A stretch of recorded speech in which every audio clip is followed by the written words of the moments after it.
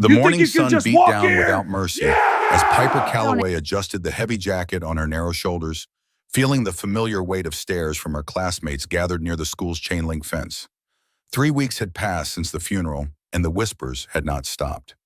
They never stopped in a town like Redstone Gap, where gossip traveled faster than the desert wind and clung longer than the dust that coated everything. "Look, there goes Graveyard Girl," Madison Cooper called out, her voice carrying that special cruelty only 12-year-olds could perfect. Still wearing her dead grandpa's gross jacket, Piper kept walking, her worn sneakers crunching against the gravel path that led from the bus drop to the main building. The leather jacket hung past her knees, its sleeves rolled up so many times they resembled bulky donuts around her thin wrists. She had tried leaving it at home once, just once, on a morning when the desert heat made the leather feel like a portable oven strapped to her back. But her mother had caught her at the door and sent her right back to the bedroom. "It's the only decent thing he ever gave this family," Jolene Calloway had said, her voice sharp with old pain that never seemed to dull. "You'll wear it and be grateful." Grateful. Piper pressed her lips together, tasting dust and disappointment as she crossed the schoolyard. She was grateful, all right. Grateful for the way Tommy Martinez held his nose when she passed, as though the jacket carried the stench of the grave itself. Grateful for how even the teachers looked at her with that particular mixture of pity and irritation that meant problem child. The kind of girl who would never quite fit into the neat rows and predictable outcomes they had been trained to manage. Most of all, she was grateful for the patch on the back of the jacket, the patch that made everyone treat her like she carried some kind of disease. It sat between her shoulder blades, stitched into the leather with the kind of precision that spoke of craftsmanship rather than factory production. A silver serpent coiled around a flaming wheel, its details faded to the color of old pewter, its edges frayed and mysterious against the cracked black leather. Piper had spent hours tracing its outline with her finger late at night on the sagging couch that served as her bed, wondering what it meant, why her grandfather had worn it with such quiet reverence, and why her mother's face went stone cold whenever Piper asked about it. "Piper, honey, wait up." Mrs. Pritchard's voice cut through the morning heat like a blade through butter. The elderly woman from Trailer 47 hurried across the dusty lot that separated the school from the mobile home park, her house slippers kicking up small clouds of red earth with each shuffling step. She reached Piper just as the first bell rang. Her weathered face creased with the kind of concern that went deeper than neighborly politeness. "How you holding up, sweetheart?" Mrs. Pritchard's eyes lingered on the jacket, and Piper caught something in her expression she could not quite identify. Not pity, not disgust, something older, something that carried weight. "That's quite a distinctive piece your grandfather left you." "It's just a jacket," Piper mumbled, shifting her backpack higher on her shoulder. But Mrs. Pritchard was already stepping back, her expression shifting from warmth to something that looked almost like fear. The transformation was subtle but unmistakable, like watching a cloud pass across the sun. "Yes, well," the older woman glanced around nervously, scanning the school parking lot and the stretch of road beyond, as though expecting something to emerge from the shimmering heat. "Just be careful who sees you wearing that, dear. Some symbols carry more weight than others, more weight than a child ought to bear."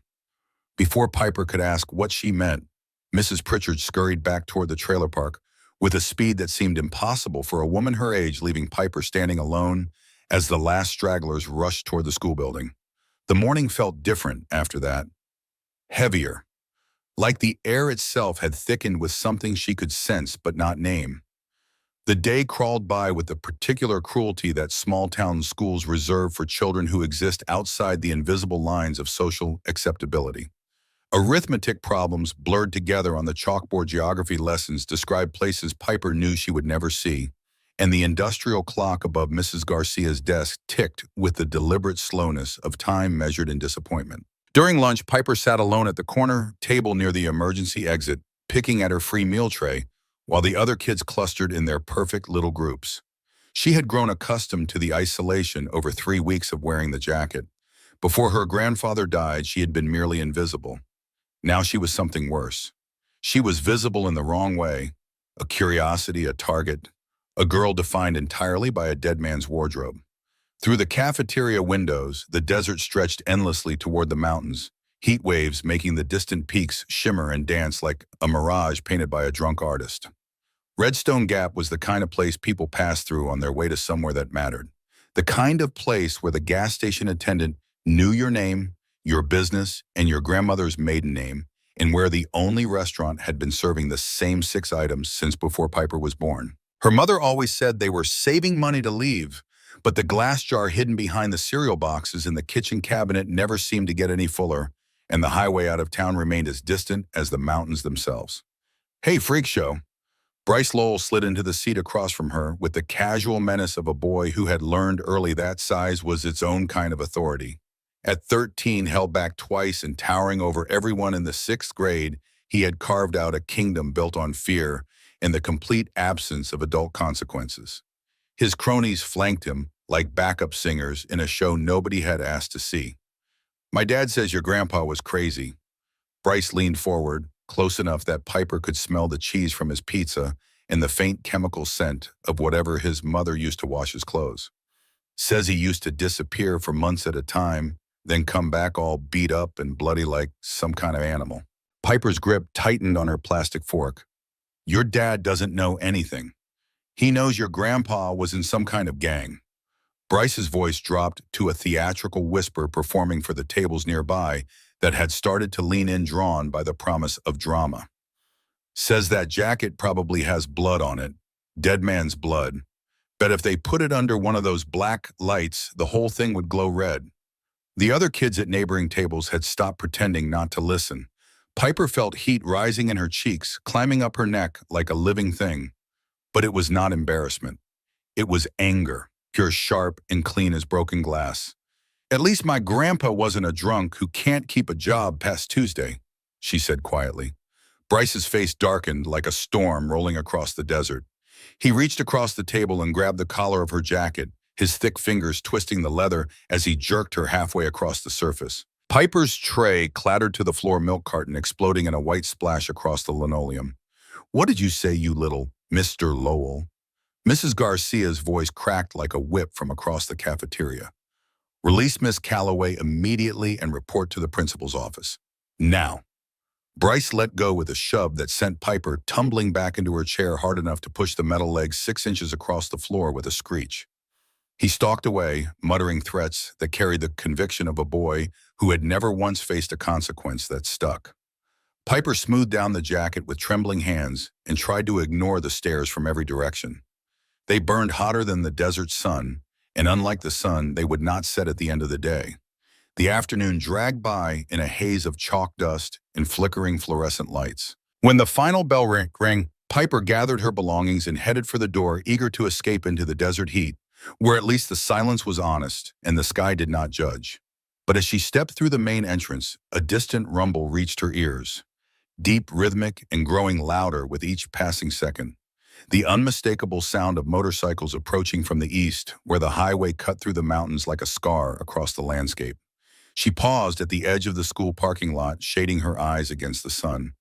The rumble grew and swelled, filling the air with a presence that seemed to push against her chest. Then the sound faded, swallowed by distance and the desert's vast indifference. Whatever machines were making, that thunder remained hidden beyond the shimmering horizon. But something stirred in Piper's chest. A restless feeling, nameless and electric, like standing at the edge of a cliff and feeling the wind push you forward. The walk home took 15 minutes through streets that existed more in hope than in fact. Redstone Gap had been planned as a mining town back when people believed the Nevada desert would give up its riches willingly. Now it was mostly trailer parks connected by cracked asphalt and stubborn weeds, a collection of faded dreams held together by inertia and the simple truth that leaving required money nobody had. Piper's trailer sat at the end of Sagebrush Lane, a faded blue single-wide with aluminum siding that rattled in the wind like the skeleton of something that had once been alive. The tiny yard was mostly dirt marked by her mother's failed attempts at desert gardening, a few scraggly cacti and some sun-bleached lawn ornaments that had come with the place remnants of whoever had lived here before and decided even this was not worth keeping. She found Jolene exactly where she expected, hunched over the kitchen table with a calculator, a manila folder full of bills, and an expression that could curdle milk at 50 paces. At 32, her mother looked older. worn thin by disappointment in the kind of poverty that gnaws at everything, the walls, the furniture, the spirit, until nothing remains but the bare minimum of survival. "How was school?" Jolene asked without looking up, her pencil scratching across a piece of paper covered in numbers that never added up to enough. "Fine." Piper dropped her backpack by the door and opened the refrigerator, finding the usual contents. A half-empty jar of peanut butter, some wilted lettuce past the point of revival, and a carton of milk that would expire tomorrow. She pulled out the milk and drank directly from the carton. "Use a glass, Piper. We're not animals." Jolene's pencil paused for a fraction of a second. "Use a glass." Piper ignored her and settled onto the sagging couch. The living room was cramped but clean, decorated with furniture that carried the particular sadness of things acquired from garage sales and classified ads. Cushions that did not match a coffee table with a water ring the size of a dinner plate, curtains that had been yellow once upon a time and were now the color of old teeth. The only photograph visible was a small wedding picture of her parents taken before Piper was born, before her father decided that family life lacked the excitement he craved and disappeared into the wind like smoke from a match that had burned too fast. "Bryce Lowell grabbed my jacket today," Piper said, testing the waters. Jolene's pencil stopped moving. "What did you do?" "Nothing. Mrs. Garcia sent him to the principal's office." "Good." The pencil resumed its scratching. "That Lowell boy's trouble, just like his father. You stay away from him." Piper studied her mother's profile, noting the tight lines around her eyes, the way her shoulders curved inward, as though bracing against blows that had already fallen years ago. She had been building toward this question all day, ever since Mrs. Pritchard's strange warning, ever since Bryce's taunts about blood and disappearing. "Mom, what did Grandpa Emmett really do before he moved here?" The pencil snapped, a clean break right through the middle, the two halves rolling in opposite directions across the table. Jolene stared down at the pieces for a long moment before speaking, and when she did, her voice carried the flat, careful tone of someone reciting a script they had rehearsed until the words lost all meaning. "Your grandfather was a complicated man, Piper. He made choices, difficult choices. That's all you need to know." "But the patch on the jacket," Mrs. Pritchard said, "it's just an old design from some motorcycle club." Jolene's voice carried a warning now sharp as a knife's edge. "Probably bought it at a thrift store or won it in a card game. Stop asking about things that don't matter anymore. He's gone. We're here, end of story." But it was not the end. Piper could feel it in the way people looked at her, in the fear that flickered across Mrs. Pritchard's eyes, in the stories Bryce's father told over beer and bitterness. The jacket felt like a question she could not answer, a puzzle with half the pieces missing, and the picture on the box torn beyond recognition. Her mother returned to the bills, pulling a fresh pencil from the kitchen drawer, with the weary efficiency of a woman who had been breaking pencils over numbers for years. Piper waited until she was fully absorbed, then slipped off the couch and moved quietly toward the back of the trailer, past the narrow hallway, where the walls were thin enough to hear the neighbors arguing about whose turn it was to empty the septic tank. She knew about the box. She had seen it once, a few days after the funeral, when Jolene had been rummaging under the trailer's crawl space looking for a pipe wrench. A metal lockbox, dented and dusty, shoved behind a pile of old tires and broken lawn furniture. Her mother had pulled it out, stared at it for a long time, then shoved it right back without opening it. As though the box itself was dangerous. As though just touching it might set something in motion that could not be stopped. Piper eased open the back door, letting the desert heat wash over her as she crouched down beside the trailer's skirting. The crawl space smelled of dust and engine oil and the particular staleness of enclosed desert air. She reached past the tires, past the broken remnants of a folding chair, until her fingers found the metal edge of the lockbox. It was not locked. The latch had rusted into a permanent open position, and the lid swung up with a groan of protest that sounded almost human. Inside, Piper found what she had been looking for and more. Things that dismantled her mother's story, one piece at a time. 3 photographs, their edges curled and yellowed. The first showed a young man she recognized as her grandfather, not from the frail figure she remembered from his final years, but from the jawline and the set of his eyes. He was young in this picture, maybe 30, and he stood beside a gleaming motorcycle with his arm around another man's shoulders.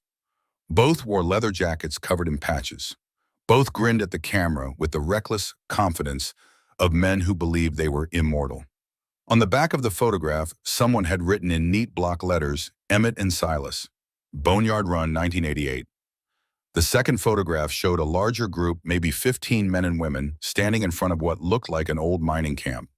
Their motorcycles were lined up behind them in a formation that spoke of discipline rather than recreation.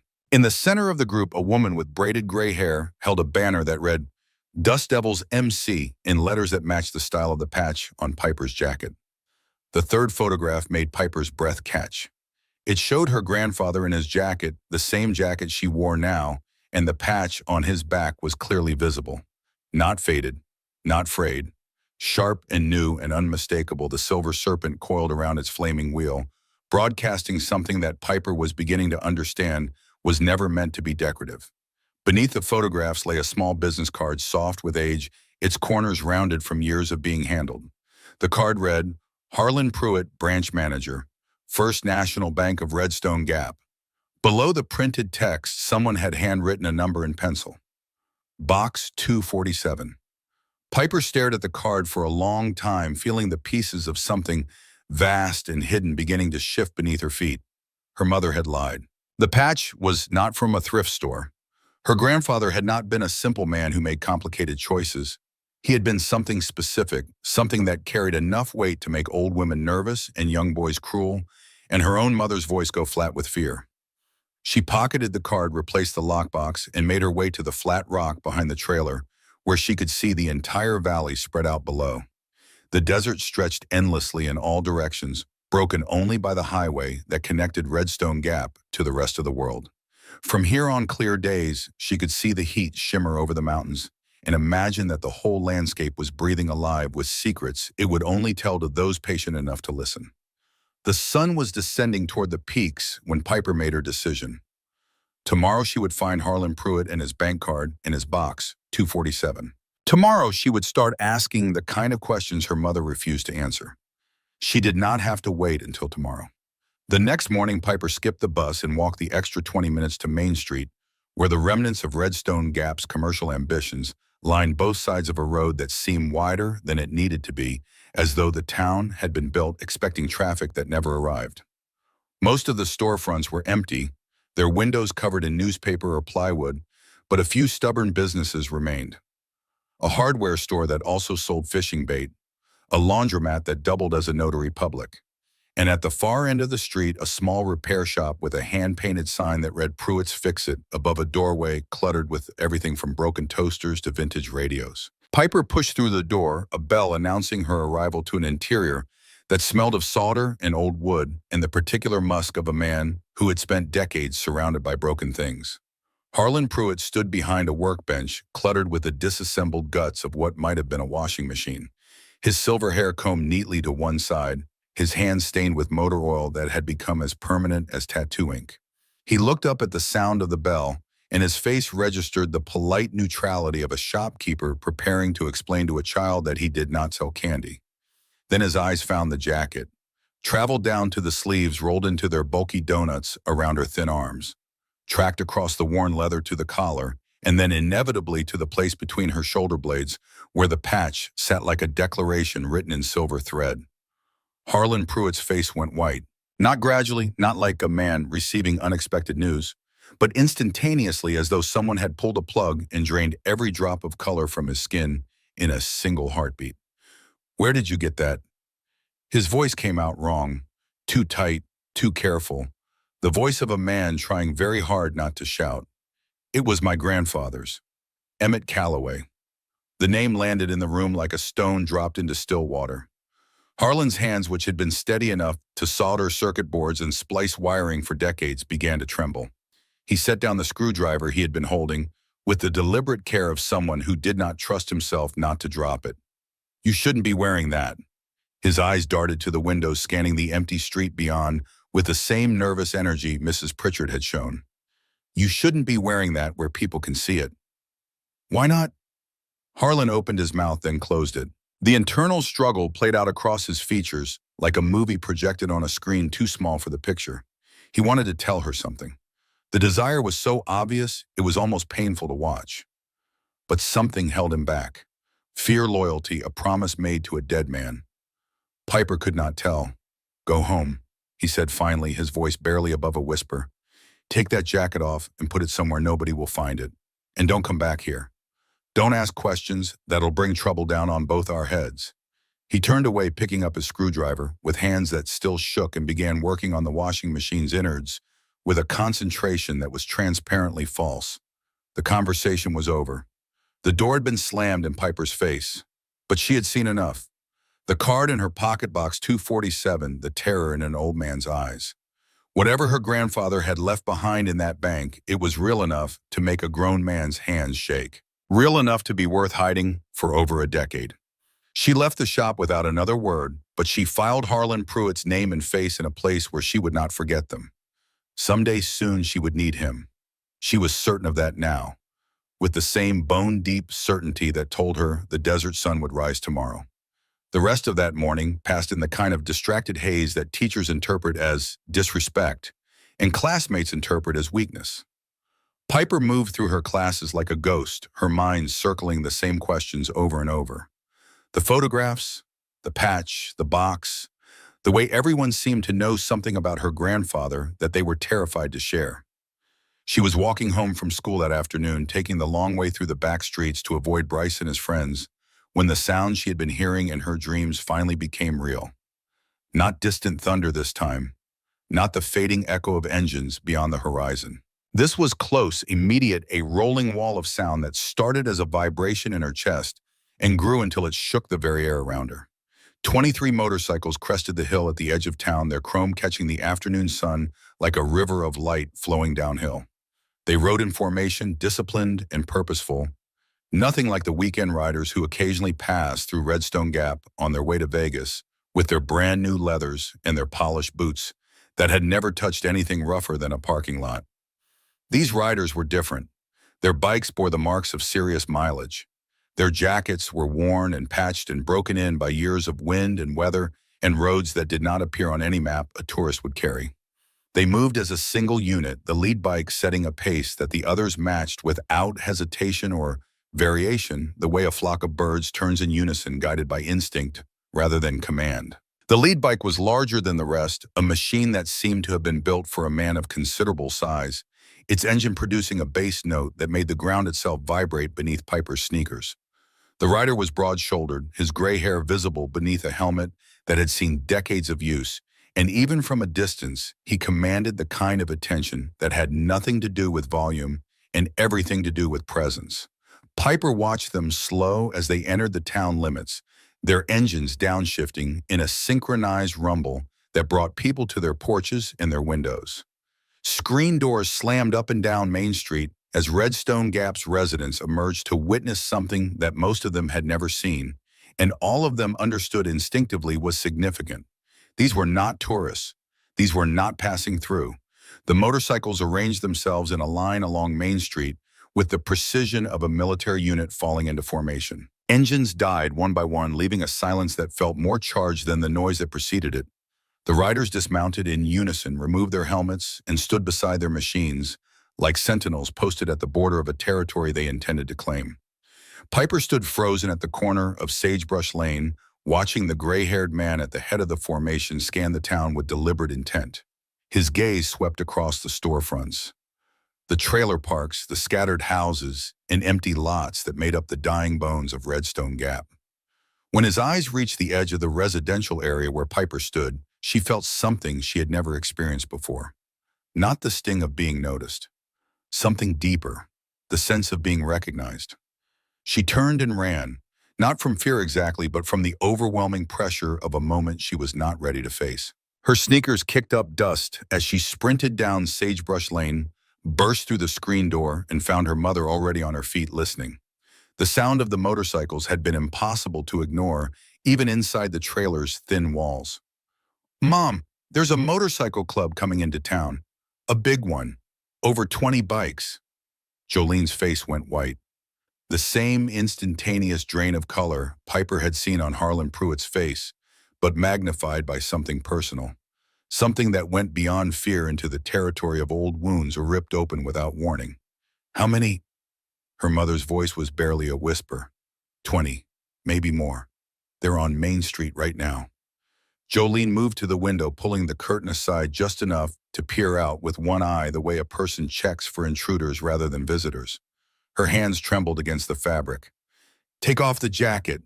The words came out flat and hard. "Take it off now, hide it." But why? Jolene spun around and Piper had never seen such naked terror in her mother's eyes. Not when the bill collectors called, not when the fire broke down on the highway at midnight, not even when they had buried Grandpa Emmett in the cheapest casket the funeral home offered, watching the dirt fall on someone who had once been the center of their tiny universe. They cannot see you wearing it, Piper. They cannot see that patch. Do you understand me? If they see it, everything changes. Everything. Then tell me why. Piper was surprised by the steadiness in her own voice. Tell me what Grandpa really was. Tell me why everyone in this town is so scared of a jacket. There's no time. There's never time, Mom.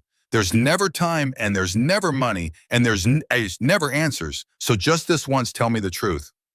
Jolene's shoulders caved. She sank into a kitchen chair, and for a moment she looked like what she was. A 32-year-old woman who had been carrying the weight of someone else's secrets for so long that they had become indistinguishable from her own bones.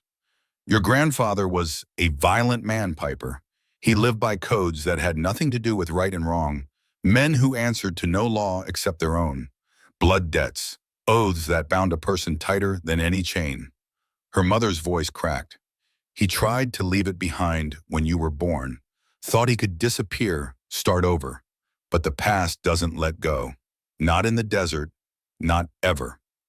A knock at the door, not loud, not aggressive, but carrying the unmistakable weight of someone who had traveled a very long distance and was not leaving until he got what he came for. Piper looked at her mother, at the trailer that contained everything they owned, at the $23 in the emergency jar, and the broken Honda in the driveway, and the desert stretching endlessly in every direction, offering no escape to people who could not afford the money to reach the horizon. If I don't open this door, Piper said quietly, will the debt just disappear? Will they leave us alone forever? Her mother's silence was the loudest answer she had ever received. Piper opened the door. The man standing on their doorstep was larger than he had appeared from a distance, his presence filling the narrow space between the trailer and the world outside like a force of nature given human form. Up close, she could see the intricate details of his jacket patches that told stories and symbols she could not read, colors that spoke of years spent in a world that existed parallel to the one she knew but operated by entirely different rules. His eyes were pale blue, startling against his weathered skin, and they held a mixture of sorrow and recognition that made Piper's chest tighten with something she could not name. He looked at her the way people look at photographs of the dead, with tenderness, with grief, with the particular pain of seeing someone you love reflected in someone you have never met. Emmett's granddaughter, and he said, and his voice carried the deep roughness of a man who had spent decades breathing engine exhaust and desert wind. You have his eyes, exactly his eyes. Piper lifted her chin. You knew my grandfather. Knew him. The man's mouth curved in something that existed in the space between a smile and a wound. Girl, I rode with Emmett Calloway for 15 years. Watched him save my life more times than I can count, and probably saved his just as often. He was my brother in every way that mattered. Behind Piper, her mother made a small, broken sound, a single syllable that contained more history than any book Piper had ever read. Silas! The man's attention shifted. His expression softened slightly, the way stone softens when water has been running over it for a very long time. Jolene, you look well. No thanks to you or your kind. The bitterness in her mother's voice could have stripped paint from steel. We buried all of this with him. We agreed it was supposed to be over. He made promises before he made agreements with you. Silas Kane's voice remained gentle, but underneath the gentleness lay a foundation of absolute steel. Oaths that don't die just because the man who swore them does. His pale eyes returned to Piper. May I come in? This isn't a conversation for doorsteps. Piper stepped aside before her mother could protest. Silas scanned their living room the way a man reads a battlefield, taking in the thrift store furniture and the scattered bills and the small wedding photograph, and all the tiny indicators of a life lived at the margin of survival. If he judged their poverty, His weathered face betrayed nothing. "You're wondering why we're here," he said, settling his considerable frame onto the edge of the couch with the care of someone who understood that not all furniture was built to support a man of his dimensions. "Why now? After all these years?" "My grandfather's been dead for 3 weeks." Piper remained standing, her hands clasped behind her back to hide their trembling. "But the jacket hasn't been worn in 12." Silas leaned forward, his pale eyes burning with an intensity that made the air between them feel electric. "That patch you're carrying, it's not decoration, girl. It's identification. It broadcasts who you are to anyone who knows how to look. Like a frequency that only certain radios can pick up. And today, for the first time since your grandfather went into hiding, someone was looking." The words settled into Piper's understanding like stones sinking to the bottom of a clear pool. "What do you mean someone was looking?" "Rival clubs have long memories. Old grudges don't fade just because the original players disappear." Silas's voice dropped lower, the way a man's voice drops when delivering news that changes everything. "Word reached us this morning that the Sidewinders are riding north from Phoenix. They'll be across the Nevada border by tomorrow night, and they're asking questions about Emmett Calloway's family. About his bloodline." Jolene made that broken sound again, and this time she sank into a kitchen chair as if gravity had suddenly tripled, and her legs could no longer bear the weight of standing in a world where this was happening. "They said they'd forgotten." Her mother's whisper was the sound of hope dying.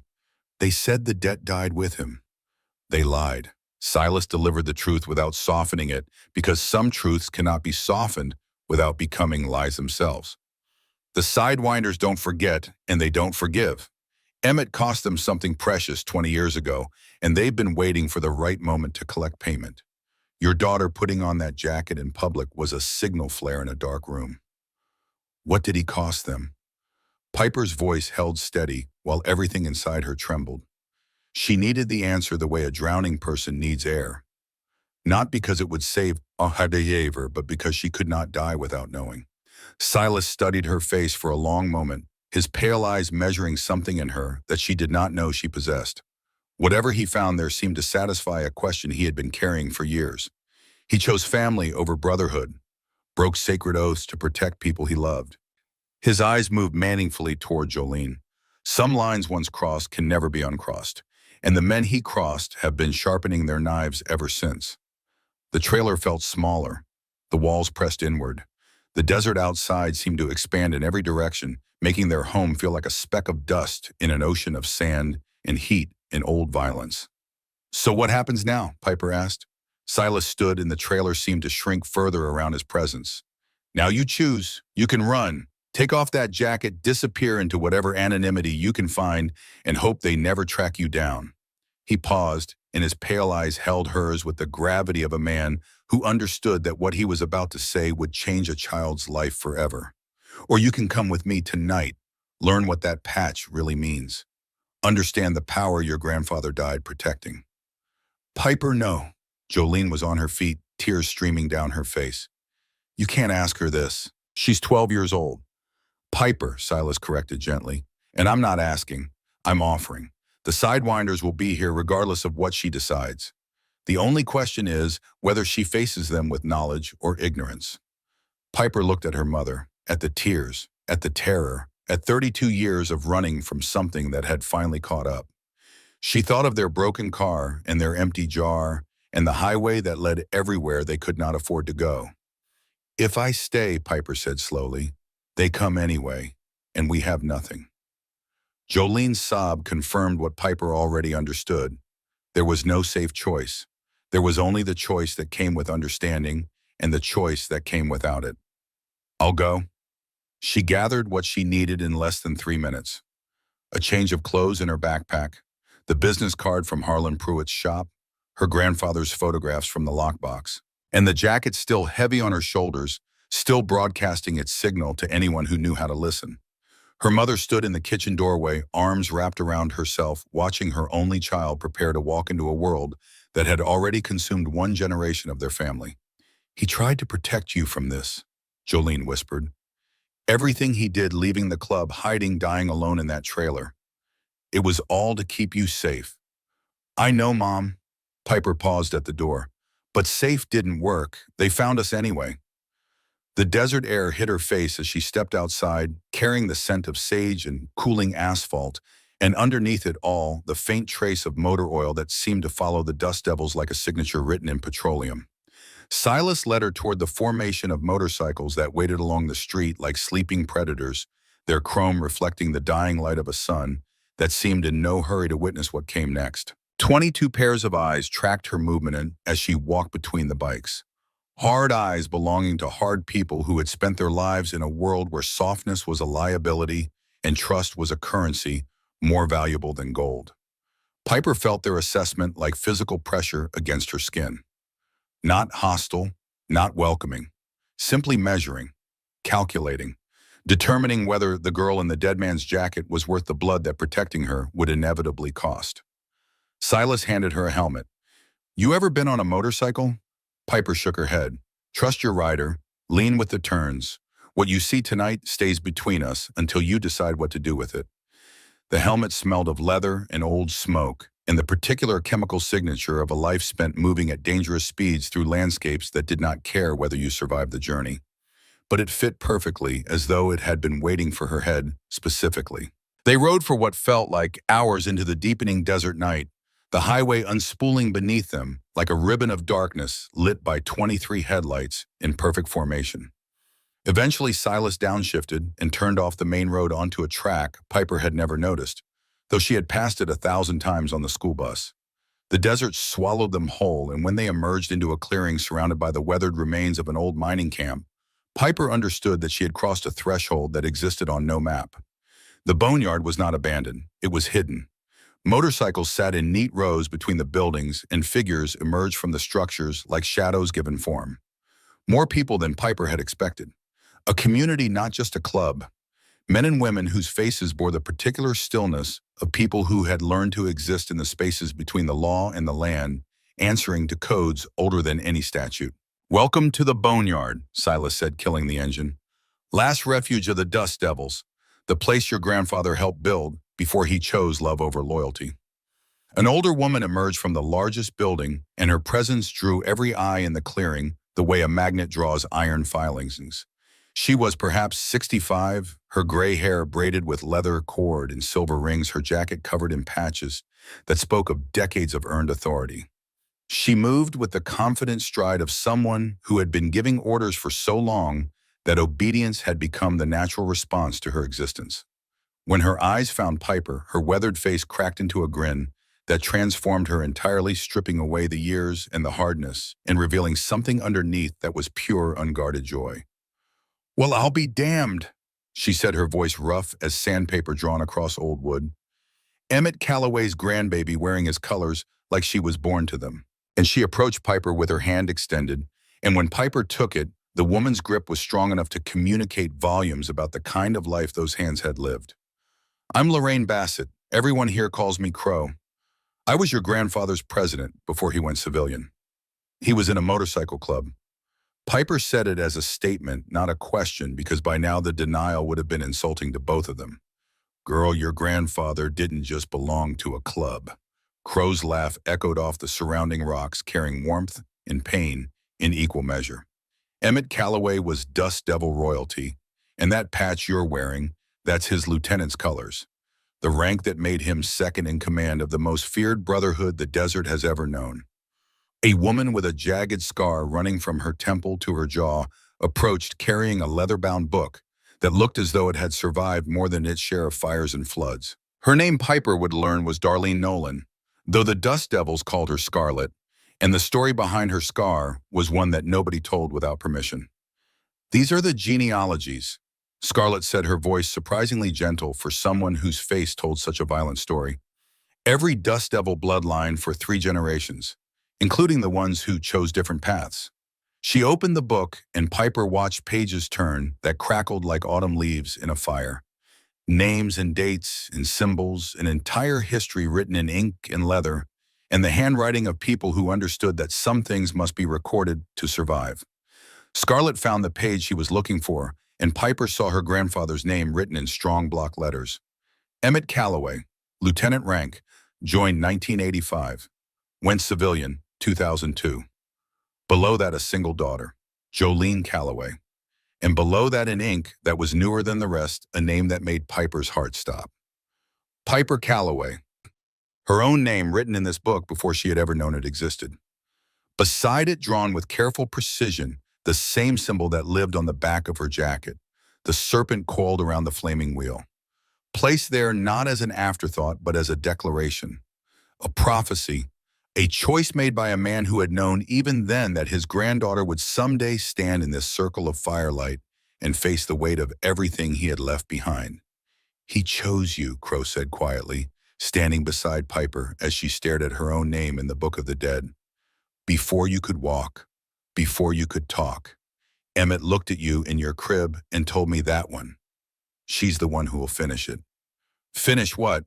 Crow exchanged a glance with Silas that carried the weight of shared history and shared grief. "The ritual has to be completed," she said. "When the Sidewinders arrive, you either claim your inheritance formally or renounce it forever. There's no middle ground with blood oaths." "What does claiming it mean?" Crow's eyes never left Piper's face. "It means you become what your grandfather was, a war chief with the authority to speak for every dust devil in the Southwest. It means taking responsibility for decisions that could get people killed."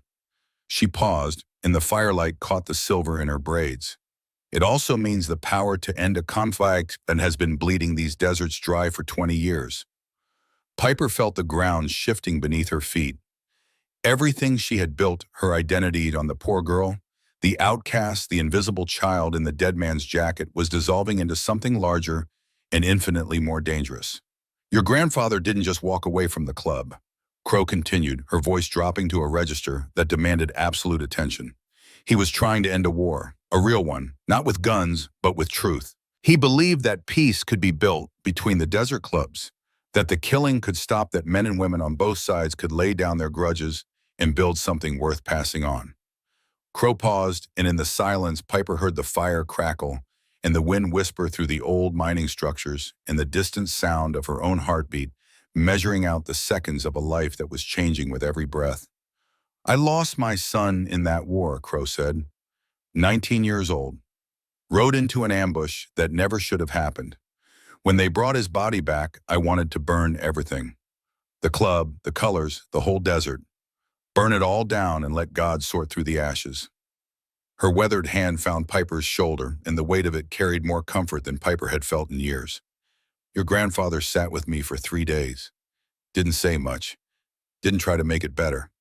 Just sat there letting me rage and crane and tear the world apart with my bare hands. And on the 3rd day, he said the only thing that could have reached me. He said, 'Your boy died believing peace was possible. If you burn it all down, you burn his faith along with it.'" Crow's grip tightened. "That man saved my life with those words. Not because they took the pain away, because they gave the pain a purpose. And now I'm looking at his granddaughter, wearing his colors, standing in the place he built. And I'm telling you the same thing he told me. This pain you're inheriting, this weight, it has a purpose. The question is whether you're brave enough to find it." Piper opened her mouth to respond, but the words never came. Instead, a sound reached them that silenced every voice, instilled every movement in the boneyard. The deep, aggressive roar of approaching engines. Not the synchronized rumble of the dust devils. Something harsher, meaner. The sound of machines pushed hard by riders who did not care about stealth or courtesy or arriving on schedule. Silas was on his feet in an instant, his hand moving to the weapon at his hip, with the practiced speed of a man who had been reaching for that weapon his entire adult life. Around the fire, 20 dust devils moved with lethal efficiency, positions, shifting weapons appearing from places Piper had not known weapons could be hidden. "Too early," Crow growled, her face hardening from grandmother to general in the space of a single breath. "They weren't supposed to be here until tomorrow night." The rumble grew louder, closer, resolving into individual engines, each one carrying its own note of aggression, creating a harmony of approaching violence that made the desert air itself feel dangerous. "Sidewinders," Scarlet hissed, slamming the genealogy book shut and rolling it into its protective cloth with the speed of someone protecting something more valuable than gold. "They're riding in hot. Formation approach." Piper felt herself being pushed toward the center of the dust devil's circle, hands guiding her firmly but not roughly, bodies positioning themselves between her and the approaching darkness. She understood then with a clarity that cut through her fear like sunlight through storm clouds, that she was not merely wearing her grandfather's jacket, she was wearing a declaration of war. Every person in this circle was prepared to die for the patch on her back, for the name written in the genealogy book, for the promise made by a dead man to a granddaughter who had inherited his burden without her knowledge or consent. The engines reached a crescendo that shook the ground beneath their feet. Then silence fell sudden and complete, broken only by the tick of cooling metal and the whisper of boots on gravel as unseen riders dismounted in the darkness beyond the firelight. Crow grabbed Piper's shoulders, her grip iron, her eyes blazing with a ferocity that bridged the gap between terror and absolute determination. Listen to me, girl. What happens next is going to test everything you think you know about yourself. The Sidewinders are here for you specifically, for that patch, for your grandfather's blood running through your veins. Her voice dropped to a whisper that somehow carried more force than a shout. They are not planning to ask politely. Piper stood at the center of the circle, surrounded by people who had chosen to protect her, feeling the weight of her grandfather's legacy pressing down on her shoulders with a force that seemed to grow with every passing second. The desert night pressed against their island of firelight from all sides, full of unseen threats and the approaching footsteps of men who had been waiting 20 years for this moment. The jacket that had been hidden for 12 years had just made her the most visible person in the Nevada desert, and the people who were looking for her had finally arrived. Vernon Slade stepped into the firelight like a man walking onto a stage he had built with his own hands. The flames caught the angles of his face, all hard edges and deep lines cut by decades of desert sun and the particular kind of hatred that feeds on itself until it becomes the only thing keeping a man alive.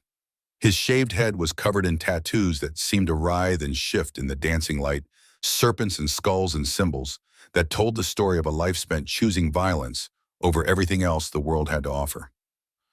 Behind him, the Sidewinders materialized from the darkness like ghosts assembling for Judgment Day. Not 7 as the Dust Devils had anticipated, not a scouting party or an advance team sent to negotiate terms.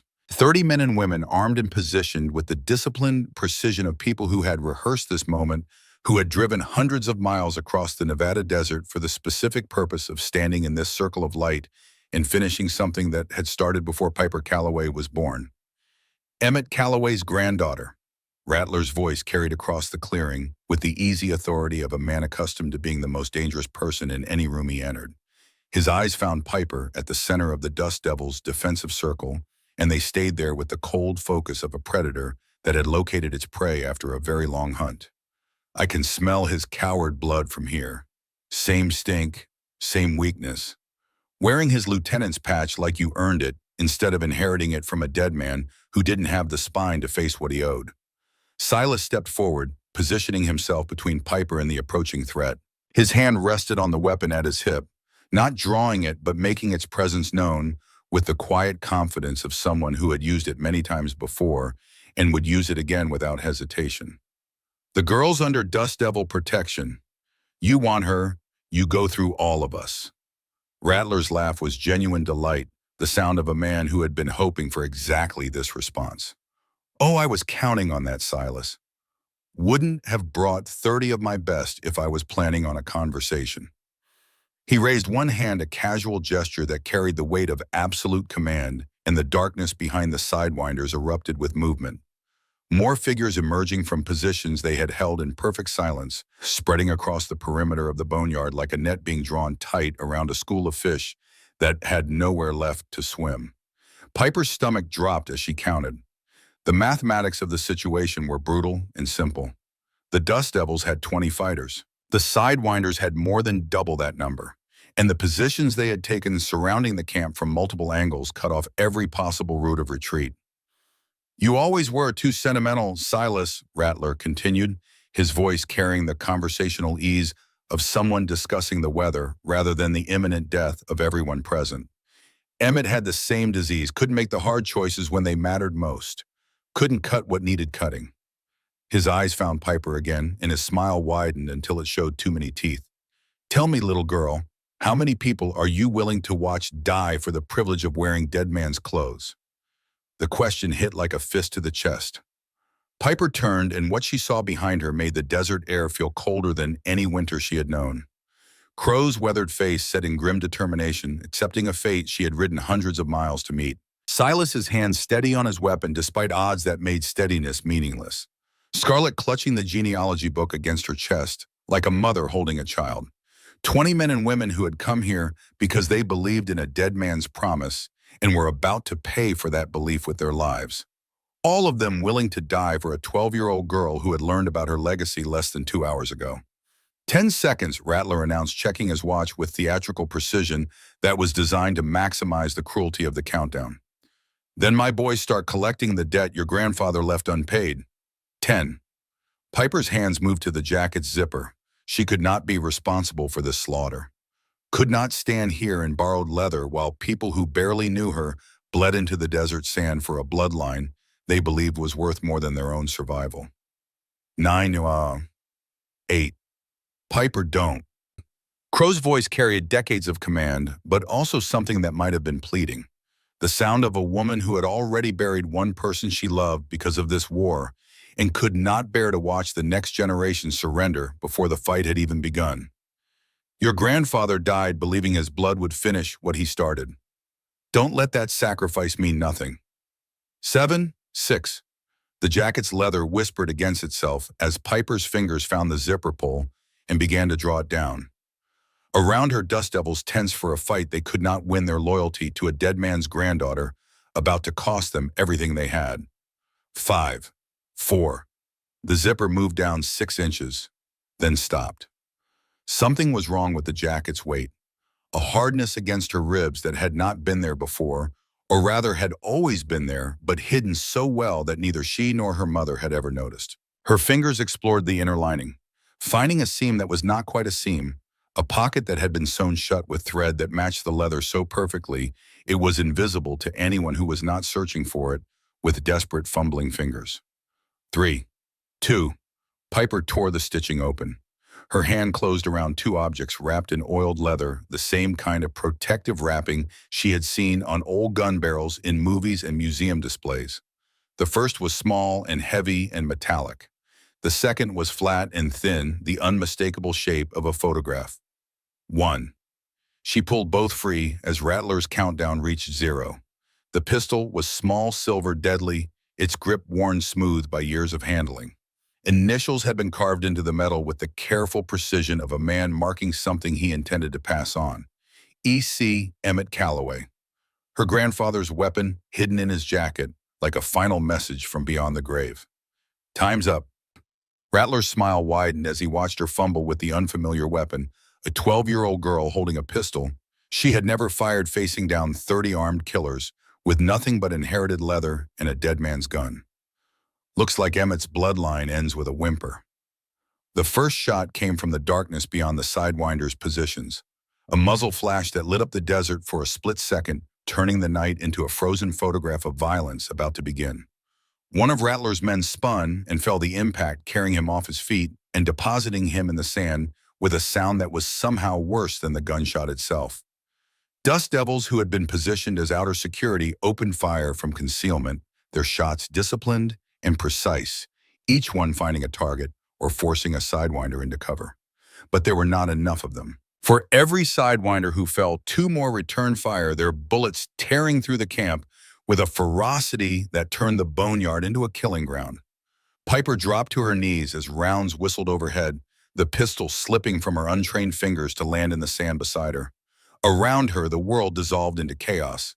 Muzzle flashes strobed across the clearing. The air filled with the crack of gunfire, the shouts of men and women fighting for their lives, and the sharp metallic smell of cordite that burned the back of her throat. Silas threw himself across the fire pit, his body colliding with Piper's and rolling them both behind a stack of rusted mining equipment that offered minimal cover but was better than the open ground where bullets were chewing the earth into fountains of sand and gravel. His arms wrapped around her with the desperate strength of a man protecting something more valuable than himself. "Stay down," he shouted over the gunfire, but his voice was already changing, weakening, growing thick with the particular sound of a body trying to function while it leaked from multiple holes. Dark stains spread across his shirt, 2 wounds visible in the firelight, maybe 3, each one pumping blood faster than the desert could absorb. Silas? Piper pressed her hands against the closest wound, feeling his life pulse between her fingers with a heat that seemed impossible, it as though his blood carried the temperature of the engine he had ridden for hundreds of miles to reach this place. Silas, hold on. The battle around them was turning. Bang! The Dust Devils fought with the ferocity of people defending their home, but superior numbers and positioning told the inevitable story. One by one, riders fell. A man Piper had seen feeding the fire an hour ago crumpled against the wall of the main building, his weapon still clutched in hands that would never fire again. A woman whose laughter had echoed off the rocks during Crow's story went down in the crossfire between two sidewinder positions, her body hitting the ground with a finality that made Piper's stomach clench. Then Crow stepped into the open. The old woman moved with a purpose that transcended the chaos around her, crossing the killing ground with the determined stride of someone who had decided that this moment, this specific collection of seconds, was worth everything she had left to give. She was heading for Piper and Silas, her weathered face set in an expression that was not fear or rage or resignation, but something deeper, something that looked like completion. The burst of automatic gunfire caught her in mid-stride. 3 rounds, maybe 4. Enough to stop her forward momentum and spin her sideways, her boots leaving furrows in the sand as she tried to keep moving, tried to reach the girl in the dead man's jacket who represented everything she had spent the last 20 years believing in. Crow went down 15 feet from Piper's position. The genealogy book tumbled from her lifeless hands, its pages scattering in the desert wind like leaves torn from a tree that had stood for generations and was now falling for the last time. 3 generations of Dust Devil history, names and dates and blood oaths lifted by the wind and carried into the darkness where they would settle in the sand and become part of the landscape itself. The shooting stopped as suddenly as it had started. Not gradually, not winding down, but ceasing all at once, as though someone had thrown a switch that silenced every weapon simultaneously. The quiet that followed was worse than the noise. It was the silence of aftermath of bodies cooling and blood soaking into earth that had absorbed too much of both over too many years. Piper found herself alone with Silas's labored breathing and the approaching footsteps of sidewinders closing in. The jacket that had once seemed like armor now felt like a burial shroud, soaked in the blood of people who had died believing she was worth saving. Rattler's shadow fell across them both. His weapon pointed at Piper's head with the casual ease of a man performing a task he had performed so many times it no longer required thought or emotion. "Disappointing," he said conversationally, his tone carrying the genuine regret of a connoisseur who had expected a better show. "I expected more fight from Emmett's granddaughter, but I suppose cowardice runs in families, same as eye color and bad luck." Piper looked up at him, the taste of failure thick in her mouth mixing with sand and the copper tang of Silas's blood on her hands. Behind Rattler's surviving, sidewinders moved through the boneyard with methodical precision, checking bodies, collecting weapons, performing the cold arithmetic of victory. "Any last words, little girl? Something profound about family honor, about finishing what your grandfather started." But Piper was not looking at his gun anymore. Her eyes had found something else. Among the scattered pages of the genealogy book caught against a stone near her feet lay the photograph she had pulled from the jacket's hidden pocket. It had fallen during the chaos landing face up in the firelight, its image clear despite the yellowed edges and the fold mark running through its center. 3 men stood beside their motorcycles in the photograph, and Piper recognized 2 of them instantly. The first was her grandfather, younger by 20 years, his face unlined by the guilt and isolation that would eventually consume his final decade. He was smiling. Not the hard, dangerous smile she had imagined a motorcycle club lieutenant would wear, but something genuine and open, the smile of a man among friends who believed in what they were building together. The second man was Rattler, also younger, also smiling, his arm draped across Emmett's shoulders with the easy affection of a brother, not an enemy. The shaved head and the tattoos were absent, replaced by a full head of dark hair and a face that had not yet been carved into its current mask of calculated cruelty. The third man stood between them, shorter than both, with a broad grin and a beer bottle raised toward the camera in a toast. On the back of the photograph, someone had written in her grandfather's handwriting, "Desert Brotherhood Summit, June 1st. and beside that date, three sets of initials: ECVS, TS, Emmett Calloway, Vernon Slade, Tommy Slade. The revelation hit Piper with the force of a physical blow, rearranging everything she thought she understood about the war that had shaped her life. "You're lying," Rattler paused, his weapon wavered by a fraction of an inch. "What? Everything you've said about my grandfather being a traitor, about him betraying the Brotherhood." Piper's voice grew stronger with each word, fueled by the sudden clarity of understanding that comes when the final piece of a puzzle clicks into place and reveals a picture entirely different from what you expected. "He wasn't your enemy. He was your friend." She held up the photograph with blood-stained fingers, turning it so the firelight caught the image clearly. "This is from the Brotherhood Summit. You and my grandfather, standing together, smiling." She paused, letting the image speak its truth to every pair of eyes that could see it. "And the man between you. That's Tommy, isn't it? Your brother." The silence that followed was different from the silence of ceasing gunfire. This was the silence of certainty cracking of foundations built on decades of lies, beginning to shift under the weight of a single photograph held by a 12-year-old girl kneeling in blood and sand. "Where did you find that?" Rattler's voice had lost its theatrical menace. What remained was raw and exposed the voice of a man watching his carefully constructed world begin to crumble. "In the jacket you've been trying to destroy for 20 years. Piper felt strength flowing into her from a source she could not name. Not courage exactly, something older. The particular power that comes from holding truth in your hands when everyone around you has been living inside a lie. "My grandfather didn't kill Tommy. Tommy supported the peace talks just like my grandfather did. They were working together." She looked past Rattler at the assembled sidewinders, seeing uncertainty creep into expressions that had been carved from stone moments before. Weapons that had been held with lethal confidence now hung at angles that suggested doubt. Eyes that had watched their leader with unquestioning loyalty now darted between Rattler's face and the photograph in Piper's hand, performing calculations that no amount of charisma could override. "You've been hunting my family for 20 years, Piper said, and her voice carried across the desert clearing with an authority that had nothing to do with age or days and everything to do with the undeniable gravity of truth spoken aloud in a place where lies had ruled for far too long. "Not because my grandfather betrayed you, because he knew the truth about what really happened to your brother, and you needed him dead before he could prove it." Piper did not wait for Rattler's response. She did not need to. Instead, she turned her attention to the sidewinders, who stood in a loose semicircle behind their leader, and she found the face she was looking for. A lean man in his 50s with silver threading through his beard and eyes that held the particular sharpnesses of someone who had survived by paying attention to details that others overlooked. Merle Briggs. She did not know his name yet, but she recognized something in his face that the others did not share. Not doubt, something deeper. The expression of a man who had been carrying a question for 20 years and had just heard the first syllable of its answer. Piper held the photograph toward him. "You knew Tommy Slade, didn't you?" The lean man's eyes widened. He stepped forward, reaching for the photograph with a hand that trembled, despite the calluses and the weathering that spoke of a lifetime of gripping handlebars in desert wind. "Tommy was my cousin," he said, and his voice cut through the clearing like a blade drawn from a sheath that had held it too long. "I rode with him for 15 years before he died." His eyes never left the photograph as his fingers traced the image of the man standing between Emmett Calloway and Vernon Slade, three friends captured in a moment of hope that someone had systematically erased from history. "You looked me in the eye at his funeral, Rattler.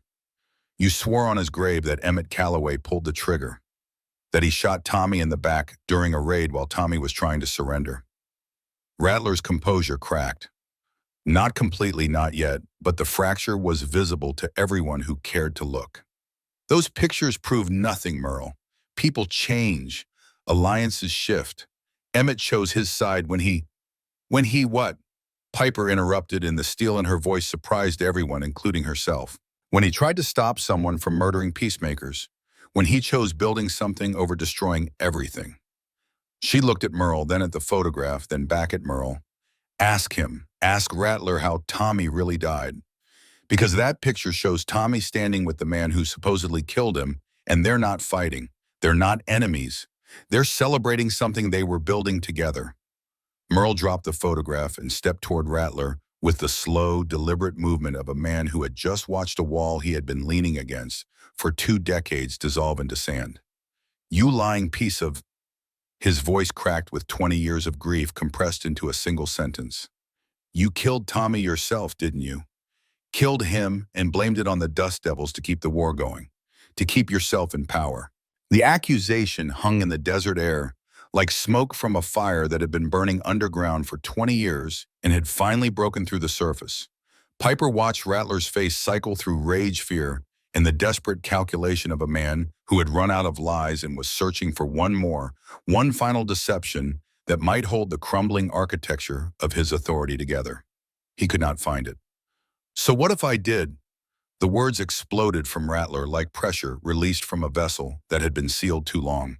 His mask dropped completely, and what lay beneath was not the calculating predator who had orchestrated 20 years of desert warfare, but something smaller, something desperate, something that had been running from its own truth for so long that it had forgotten what standing still felt like. Tommy was weak. He was going to give away everything our fathers built: the territories, the trade routes, the respect that our colors command. All of it thrown away for some fantasy about desert brotherhood. His weapon swung wildly as he spoke, pointing at ghosts that only he could see. "I saved the Sidewinders from that weakness. I kept us strong when everyone else wanted to surrender our birthright for a handshake and a photograph. By murdering your own blood." Scarlett's voice came from somewhere to Piper's left, weak but alive. The Dust Devil woman had dragged herself to a sitting position against a stack of old mining timbers, one hand pressed against the wound in her shoulder, the other gripping a pistol that she held not to threaten, but to bear witness. By feeding 20 years of hate with lies and manipulation. By sending good men to die for feuds you manufactured. One of the Sidewinders, a thick-necked man with road dust in his beard, lowered his weapon entirely and took a step backward. Then another Sidewinder did the same. Then 3 more. The disciplined formation that had encircled the boneyard was dissolving not through violence or command, but through the simple, devastating power of truth admitted in the hearing of people who had sacrificed everything for what they now learned was a fiction. Merle did not ask permission. He did not look to his fellow Sidewinders for consensus. He crossed the distance between himself and Rattler, in 4 strides pulled the weapon from the man's unresisting hand, and drove his fist into his former leader's jaw with the accumulated force of 20 years of misdirected grief. Rattler went down hard, his body hitting the sand with a sound that seemed to punctuate the end of something that should have ended 2 decades ago. "Somebody get me a rope," Merle called out, and his voice carried the raw authority of a man who had just seized command not by choice but by the absolute necessity of the moment. "We got 20 years of lies to sort through, and this bastard's going to answer for every one of them." Piper let the breath she had been holding escape in a long, shaking exhale.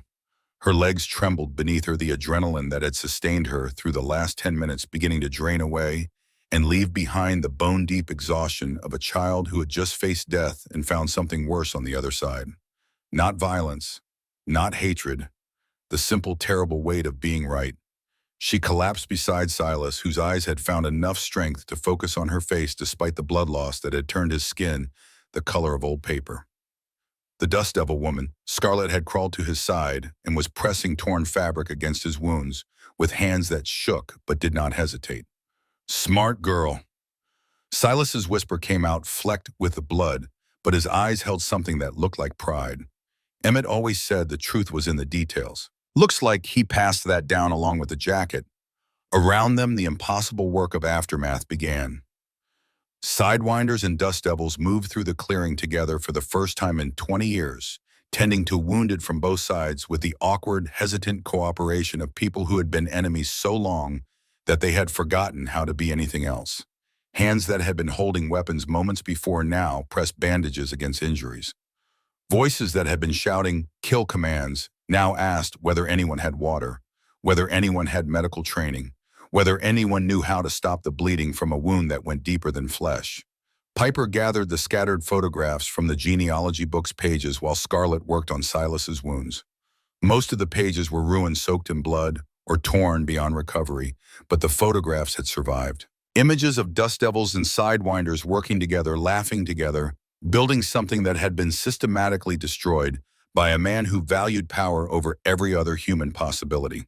She held each photograph up to the firelight, reading the stories written in faded ink on their backs, names she did not recognize, dates that mapped a history of cooperation that had been erased so thoroughly that even the people who had lived it had begun to doubt their own memories.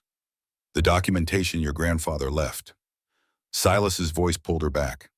He was propped against a mining cart now, Scarlett's field dressing, keeping him alive, but not comfortable, his pale eyes burning with an urgency that transcended his physical condition. There's more than what was in the jacket. He left a safety deposit box in Redstone Gap. His breath caught and Scarlett pressed harder on the wound. The key is sewn into the jacket's lining, along the hem. Piper's fingers found the hem of the jacket and ran along its edge until they met a small, hard object hidden between the layers of leather. She worked it free with trembling hands. A small brass key wrapped in the same oiled leather that had protected the pistol. It was warm from her body heat, as though it had been waiting against her skin for 3 weeks, patient and purposeful, knowing that its moment would come. Evidence that could clear a lot of names. Silas continued, his gaze shifting to include the sidewinders who had gathered within hearing distance. Documentation of who really killed the peacemakers, who really sabotaged the Brotherhood Compact. His eyes locked on Rattler's prone form, bound and bleeding in the sand. Who really murdered Tommy Slade? Merle stood over Rattler, his face a map of emotions too complex to name. Grief and rage, and the particular devastation of discovering that the ground you have been standing on for 20 years was never solid to begin with. He looked at Piper, at the key in her hand, and something passed between them. Not trust exactly. Trust would take time and evidence, and the slow, painful process of rebuilding what Rattler had spent 2 decades tearing down. But something adjacent to trust, a willingness to follow the truth wherever it led, regardless of how much damage it caused along the way. "Where's this safety deposit box?" Merle asked. "First National Bank, Redstone Gap." Piper held up the key. "Box 247. The decision to ride together happened without discussion. There was no vote, no negotiation, no formal agreement between the clubs. The wounded were loaded onto bikes with the careful efficiency of people who understood that speed mattered more than comfort, and the caravan that formed in the Boneyard's clearing looked like nothing the Nevada desert had ever produced. Dust devils and sidewinders riding side by side, their colors mixing in the headlight beams like paints bleeding together on a canvas that nobody had planned, but everyone understood was being created in real time. Piper rode behind Merle on his massive Harley, her grandfather's jacket streaming behind her in the desert wind. The key pressed against her palm, its brass edges cutting into skin that was already raw from gripping Silas's wounds. Behind them, Silas rode with Scarlett, supporting him from the passenger position, his condition stable enough for travel, but deteriorating with every mile.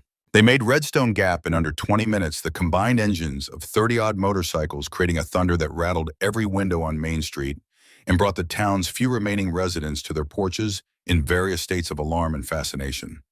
The caravan rolled past the hardware store, past the laundromat, past the empty storefronts that lined the road like tombstones, marking the death of small-town ambition. And there it was, First National Bank of Redstone Gap. Or rather, it wasn't. The building stood dark and abandoned behind a chain-link fence, its windows boarded, its doors padlocked, its facade crumbling with the particular neglect of a structure that nobody cared enough about to either maintain or demolish. A weathered sign, barely legible in the motorcycle headlights, proclaimed, "Permanently closed, assets transferred to Nevada Central Banking."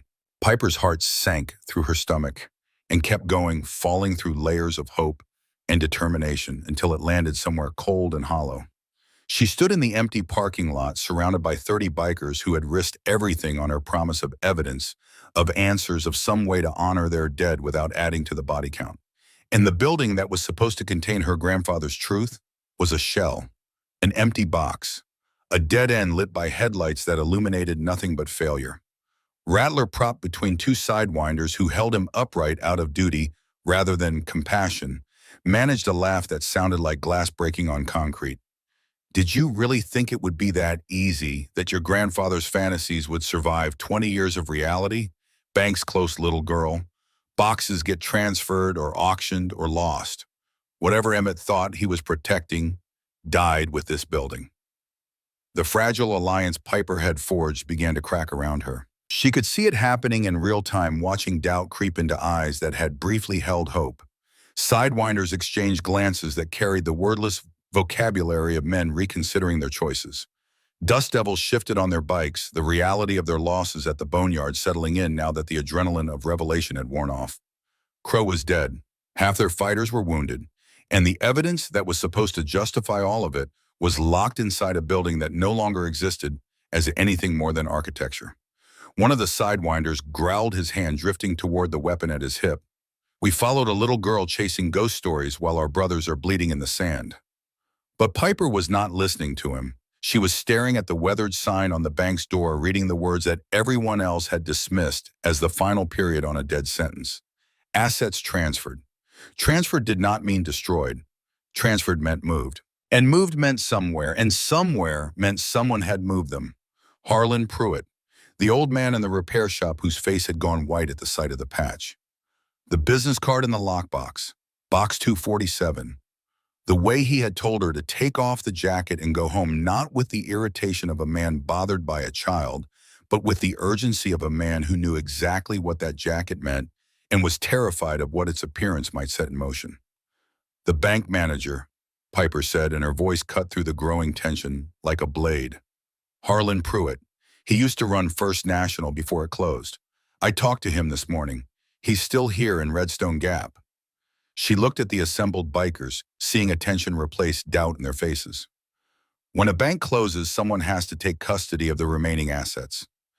Safety deposit boxes don't just vanish. The contents get transferred, and someone signs for them.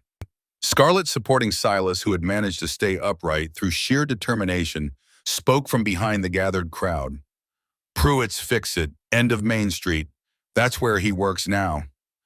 Piper felt the moment balancing on the razor's edge between collapse and continuation. One wrong word, one gesture interpreted as weakness, and the alliance she had built from blood and photographs and the desperate authority of a dead man's granddaughter would shatter into 30 armed individuals with no reason to trust each other and every reason to return to the familiar comfort of 2 decades of organized hatred. She never got the chance to find the right word. The sound came from the east, from the direction of the highway where it crested the ridge that marked the boundary between Redstone Gap and the open desert beyond. Not the familiar thunder of Harleys or the aggressive snarl of the Sidewinders' machines. This was different, bigger, deeper. The sound of heavier engines pushed hard by riders who were not trying to be quiet, who wanted the world to hear them coming and to understand what that sound meant. Merle's head snapped toward the highway, and the color drained from his face in a way that told Piper everything she needed to know before he spoke the words.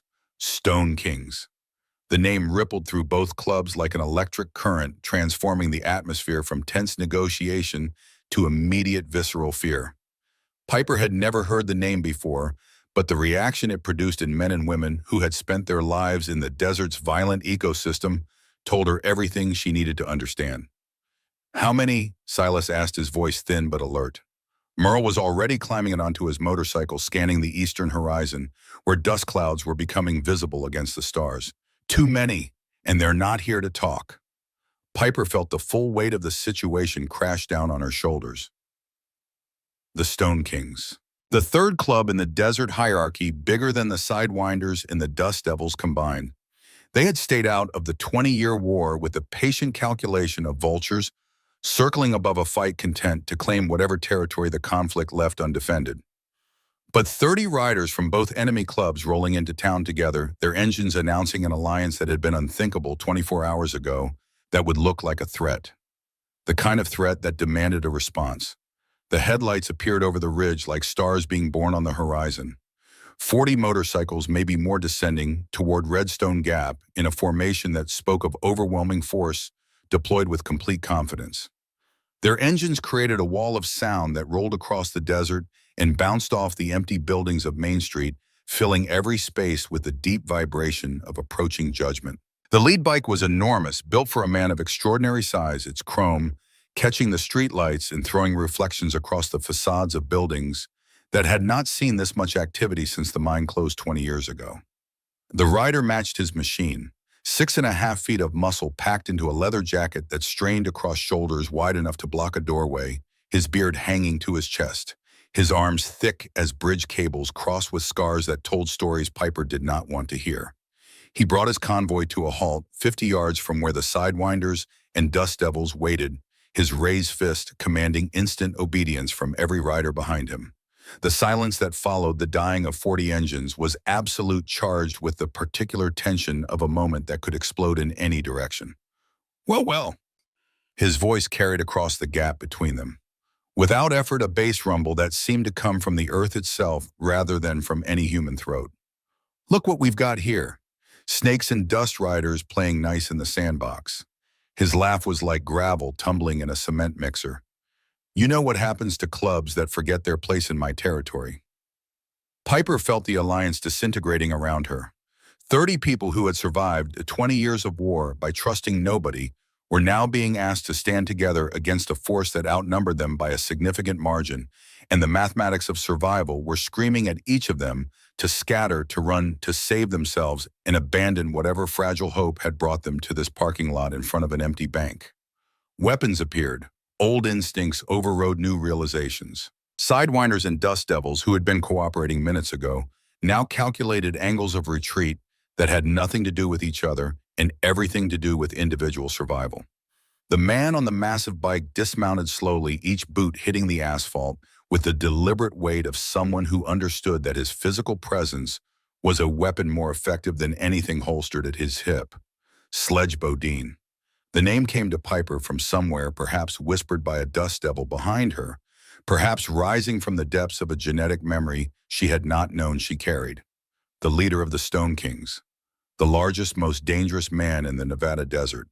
He walked toward the gathered bikers with the unhurried stride of a man who had never needed to rush in his life because the world had always arranged itself around his schedule.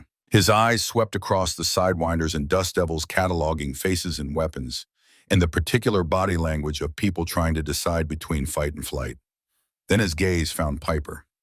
Traveled down the oversized jacket to the rolled sleeves across the worn leather, to the place between her shoulder blades, where the patch sat like a challenge stitched in silver thread.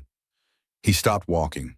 The desert wind pushed against his beard, and for a moment the only sound was the tick of cooling engines and the distant cry of a desert hawk circling somewhere in the darkness above. "That's interesting ink you're wearing, little girl," Sledge Bodine said, and his voice had dropped from its earlier roar to something quieter. Something that carried more weight precisely because it carried less volume. "Real interesting." Piper stood in the space between 30 wounded allies and 40 fresh enemies, holding a brass key to a box that might not exist anymore, wearing a dead man's jacket that had started a war and might yet end one, and she understood with perfect crystalline clarity that this was not an accident. This was not bad luck or bad timing or the random cruelty of a universe that did not care about 12-year-old girls with inherited leather and inherited debt. This was the test, the real one. Everything that had happened tonight, the revelations, the violence, the fragile alliance forged in blood and photographs, had been leading to this moment. Her grandfather had known, had planned for this, had understood that peace between two clubs meant nothing if the third could destroy it with a single show of force. True peace could not be built on shared enemies. It could only be forged by facing a common threat together. And the threat was here, standing 6.5 feet tall, with arms like bridge cables, asking her a question that would determine whether everyone behind her lived or died. "That patch belonged to Emmett Calloway," Sledge continued, circling her slowly, his boots heavy on the cracked asphalt. "Mean old bastard who could split a man in half with his bare hands and quote scripture while he did it." He completed his circle and stood before her close enough that his shadow swallowed her entirely. "You're what, 12, 13? What makes you think you can wear a dead man's authority?" Piper looked up at the largest man she had ever seen, and she felt her grandfather's presence settle around her shoulders like a second jacket, invisible but undeniable. She felt Crow's sacrifice pressing against her back alongside the patch, felt Silas's blood drying on her hands, felt the weight of every person standing behind her, whose life depended on what she said next. "Because he chose me to finish what he started," she said, and her voice did not break. "Because someone has to. And because I'm the only one standing here with the truth and the proof to back it up. Sledge studied her face the way a man studies a map of unfamiliar territory, searching for landmarks that might tell him whether the ground ahead was solid or would swallow him whole. And what truth would that be? That everyone standing in this street has been lied to. Sidewinders, dust devils, and stone kings alike. That a war that should have ended 20 years ago was kept alive by one man's greed, and that the evidence to prove it is sitting in a box less than 200 yards from where we're standing. She held up the brass key, its surface catching the streetlight. And that my grandfather gave his life to make sure this moment would happen. All three clubs, in the same place at the same time, facing the truth together. Sledge Bodine looked at the key, then at the assembled bikers behind her, then at his own 40 riders who waited on their machines with the patient discipline of men accustomed to following a leader whose judgment they did not question. The truth, he said slowly, has a way of cutting everyone who touches it, little girl. You sure you want to bleed? Piper thought of Crow falling into the firelight, of Silas's blood between her fingers, of her mother's tears and her grandfather's silence in 12 years of poverty and invisibility that had led by some path too complex for any map to trace to this precise moment on this cracked street in this dying town. I've been bleeding my whole life, she said. I just didn't know what the wound was until tonight. Sledge Bodine held her gaze for what felt like the length of a lifetime compressed into seconds. Then he turned to face both clubs, his massive frame positioned between the Stone Kings and the fragile alliance, like a wall that could fall in either direction. The desert wind picked up, carrying the scent of sage and gun smoke, and the distant promise of a dawn that was still hours away. 40 Stone Kings waited for their leader's decision. 30 sidewinders and dust devils waited for their fate. And Piper Calloway, 12 years old, wearing a dead man's jacket and holding a dead man's key, waited for the answer that would determine whether her grandfather's dreams survived the night or died in the street with everyone who believed in it. The silence between Piper and Sledge Bodine stretched across the street like a wire pulled to its breaking point. Behind her, 30 wounded bikers held their breath. In front of her, 40 Stone Kings sat on their machines like statues cast in chrome and leather, waiting for their leader to decide whether the next few minutes would end in conversation or carnage. Piper did not reach for the pistol tucked inside the jacket. She did not raise her voice or make threats or attempt the kind of theatrical bravado that Rattler had wielded like a weapon. She simply stood there, 12 years old, wearing a jacket that was too big for her body, but no longer too big for her shoulders, and spoke the only language that had gotten her this far: the truth. Your brother, she said, and her voice carried clearly in the desert air, despite the fact that she was speaking barely above conversational volume. My grandfather pulled him out of a burning truck in 1967. Everyone else ran. Everyone else decided that one man's life wasn't worth the risk. But Emmett Calloway went back into the fire. Sledge's expression did not change. His arms remained crossed over his massive chest, his body positioned with the absolute stillness of a man who had learned that movement without purpose was weakness. But something shifted behind his eyes. A flicker of recognition, not of the story itself, which he clearly already knew, but of the fact that this child knew it too.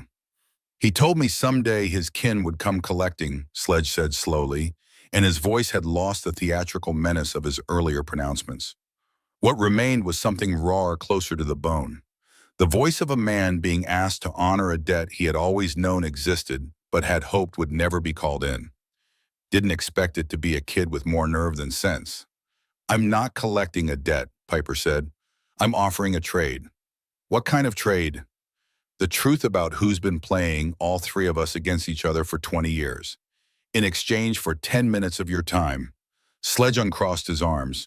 The gesture was small, but in the vocabulary of men who communicated through controlled violence, it was the equivalent of opening a door that had been bolted shut. He looked back at his 40 riders, reading faces and intentions with the practiced eye of a man who had maintained command for decades by understanding what his people needed before they knew it themselves. 10 minutes, he said. After that, I decide what happens to everybody standing in this street. Piper nodded. Then she turned and walked toward the far end of Main Street, toward the hand-painted sign that read Pruitt's Fix-It, toward the man who had been keeping her grandfather's secrets in a box for 12 years. She did not look back to see if anyone followed. She did not need to. The sound of boots on asphalt, dozens of them, Sidewinders and dust devils and stone kings falling into step behind a 12-year-old girl told her everything. Harlan Pruitt's shop was dark, but a light burned in the apartment above, visible through a window that looked out over the street like a watchtower manned by a single sentry. Piper climbed the 3 steps to the front door and knocked, not tentatively, not with the hesitation of the girl who had stood on this same doorstep that morning and been turned away by an old man's fear. She knocked with the authority of someone who had earned the right to demand answers by paying for them in blood that was not her own. The door opened a crack, and Harlan Pruitt's face appeared in the gap, his silver hair disheveled from sleep, his eyes blinking against the streetlight that poured in from behind Piper's silhouette. Then those eyes traveled past her to the street beyond, where 70 motorcycles and their riders waited in a formation that defied everything the Nevada desert had seen in a generation. The old man's face went through a sequence of expressions that Piper would remember for the rest of her life. Surprise, then fear, then something that looked remarkably like relief. The expression of a man who had been carrying a weight for so long that even the prospect of putting it down, regardless of the consequences, brought a kind of peace. 12 years, Harlan said, and his voice carried the hoarse quality of someone speaking words he had rehearsed in private for over a decade. 12 years I've been waiting for someone to come with that key. His eyes found the brass object in Piper's hand, and he nodded with the slow certainty of a man watching a prophecy fulfill itself. When the bank closed, they wanted to auction the unclaimed boxes. I signed for the contents personally, told the state auditor it was a legal matter pending resolution, told him the owner's family would come for it eventually. He opened the door fully and stepped aside. I suppose eventually is tonight. The interior of Harlan Pruitt's apartment was small and orderly, the living space of a man who had spent his career organizing other people's assets and applied the same principles to his own modest existence. A single bookshelf held volumes on banking law and Nevada history. A desk in the corner was covered in repair manuals, and on the floor, beneath the desk, locked inside a fireproof safe that looked like it had been built to survive the end of the world, sat the contents of Box 247. Harlan knelt beside the safe with the ceremonial precision of a priest approaching an altar. The combination lock turned under his practiced fingers, each number falling into place with a click that seemed to echo far beyond the small room. When the door swung open, Piper felt the air pressure change, as though the secrets inside had been sealed under compression and were now expanding to fill every available space. "The documentation is real," Harlan said, addressing not just Piper but the faces crowding the doorway and the window, 70 bikers pressing close to witness the opening of a box that contained the truth about 20 years of their lives. Financial records, meeting transcripts, photographs, everything Emmett Calloway gathered to prove what really happened the night the piece died. He began lifting items from the safe and placing them on his workbench with the careful reverence of an archaeologist handling artifacts that might crumble at a careless touch. Manila folders thick with documents, envelopes containing photographs that had been preserved in acid-free sleeves, and cassette tapes, 7 of them each labeled in Emmett Calloway's block handwriting, with dates and descriptions that read like chapter headings in a history book that nobody had been allowed to publish. Piper picked up the first tape. The label read, October 15th, VS phone call to SB territory deal. She looked at Harlan, who nodded toward a dusty cassette player on the shelf behind him, the kind of machine that had been obsolete for 20 years, but had survived in a repair shop where nothing was ever thrown away if it still served a purpose. She pressed play. Static filled the room, hissing and popping with the particular texture of an analog recording made on equipment that was never designed for surveillance. Then voices emerged from the noise, and the room went absolutely silent. The first voice was Rattler's, younger but carrying the same calculating cadence that Piper had heard in the boneyard, the voice of a man who treated every conversation as a transaction. The peace talks are scheduled for the 23rd. Both sides will be there. The location is the old Miller Ranch south of Highway 50. The second voice was deeper, rougher, unfamiliar to Piper, but clearly recognized by the Stone Kings who had pushed their way to the front of the crowd. Several of them exchanged glances that carried the weight of sudden, unwelcome understanding. "And the Dust Devils trust you?" the second voice asked. "They trust my brother," Rattler replied. "Tommy's the one who set up the summit. He thinks he's building peace. What he's really building is the perfect ambush. Both clubs' leadership in one place, no security, no weapons. All I need from you is 10 men on the ridge with rifles. When it's over, the Dust Devils are finished, the Sidewinders answer to me, and Stone Kings get everything south of Interstate 15. The second voice was quiet for a long time. Then in Tommy. Tommy's a casualty of the peace process. Rattler's voice carried no more emotion than a man ordering lunch. Tragic but necessary. I'll blame it on the Dust Devils. Give me my war, and I'll give you your territory. The tape hissed into silence. Piper pressed stop. The quiet that followed was not the quiet of shock. It was the quiet of 70 people, simultaneously recalculating 20 years of their lives, revising every assumption, every loyalty, every decision made in the name of a conflict that had been manufactured by a man who sat bound and bleeding in the street below. Sledge Bodine was the first to speak. His voice came out low and controlled, but beneath the control lay a tremor that spoke of violence being held in check by nothing more than willpower. That second voice, he paused. That's Garrett Finch, my predecessor, the man who ran the Stone Kings before I took over. He made the deal with Rattler, Piper said, not as an accusation, but as a statement of fact that needed to be spoken aloud so that everyone in the room could hear it and understand its implications. Your club was part of it from the beginning, not because you chose to be, but because your leader chose for you, just like Rattler chose for the Sidewinders. Sledge turned toward the window, looking down at the street where his 40 riders waited beside the Sidewinders and Dust Devils they had been taught to view as enemies or prey. Garrett told us the Dust Devils were expanding, said they'd made an alliance with the Sidewinders to push us out of southern Nevada. His massive hands gripped the windowsill, and Piper heard the wood creak under the pressure. We lost 11 men in the first year of that war, 11 brothers who died fighting an enemy that never existed because their president sold them out for a territorial handshake. 23 Dust Devils died in the same period, Silas said from the doorway where Scarlett had helped him climb the stairs and propped him against the frame. His face was the color of old ash, but his voice carried the quiet authority of a man who refused to let his wounds silence him. And 14 Sidewinders, men and women who thought they were defending their families from genuine threats. Merle Briggs pushed forward, his face set in the particular expression of a man who had passed beyond anger into something colder and more permanent. All of them dead because two men in positions of trust decided that war was more profitable than peace. Piper spread the remaining documents across Harlan's workbench. Financial records showing money flowing between Rattler and Garrett Finch payments made for information for ambush logistics, for the systematic elimination of anyone on either side who advocated for the Brotherhood Compact that Emmett Calloway had spent years trying to build.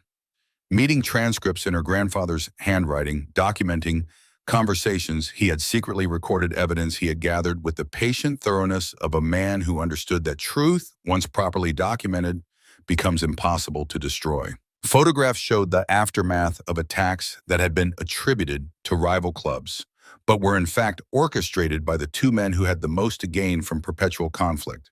Dates and locations matched incidents that survivors in both clubs remembered, with the kind of clarity that trauma imprints on memory like a brand on flesh. He knew, Piper said, laying out the last of the documents. My grandfather knew from the very beginning that the peace talks were sabotaged from the inside. He started documenting everything the moment he suspected Rattler was working with the Stone Kings leadership. He gathered evidence for years, built a case that could prove exactly what happened and who was responsible. Then why didn't he use it? The question came from one of the Stone Kings, a woman with close-cropped hair and forearms covered in tattoos that documented her rank in history. If he had all this proof, why did he disappear instead of bringing it to the clubs? Harlan answered from his position beside the safe. Because the night he planned to present the evidence, Rattler found out. Emmett barely escaped with his life. He went into hiding the next day, and he stayed hidden for 12 years. Left Redstone Gap behind. Changed his habits. Stopped riding entirely. The old man's voice softened. He came to me the morning he left and asked me to hold the box. Said he was putting the truth in storage until the world was ready to hear it, until someone in his bloodline was strong enough to carry it where it needed to go. Piper felt the full weight of her inheritance pressing down on her in that moment, and for the first time all night, it did not feel crushing. It felt purposeful. Every piece of the puzzle her grandfather had spent decades constructing was now laid out on a workbench in a repair shop in a dying desert town, witnessed by representatives of all three clubs that had been torn apart by the very conspiracy these documents exposed. The truth was here, complete, documented, undeniable. The question was what to do with it. We can use this evidence to punish everyone who contributed to the war. Piper spoke carefully, knowing that each word carried weight that extended far beyond the room.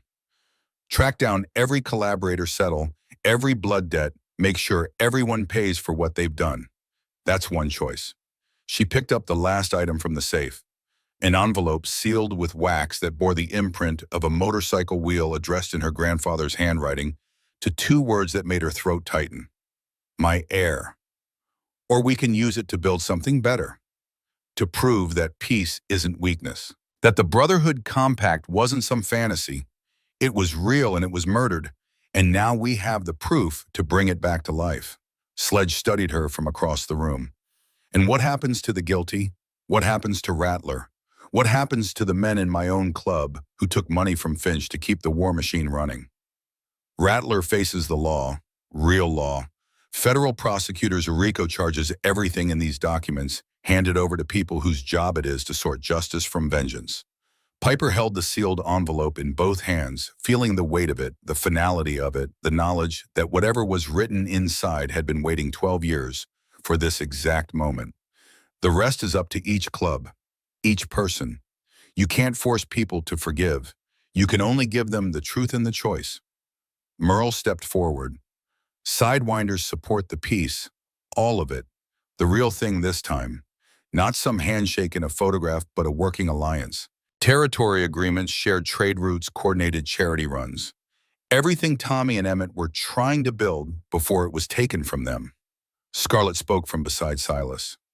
Darlene Nolan, she said, offering her real name to the room with the deliberate significance of someone removing a mask they had worn for too long. I'd like to shake hands with my enemy and call him brother. Dust devils stand with the compact.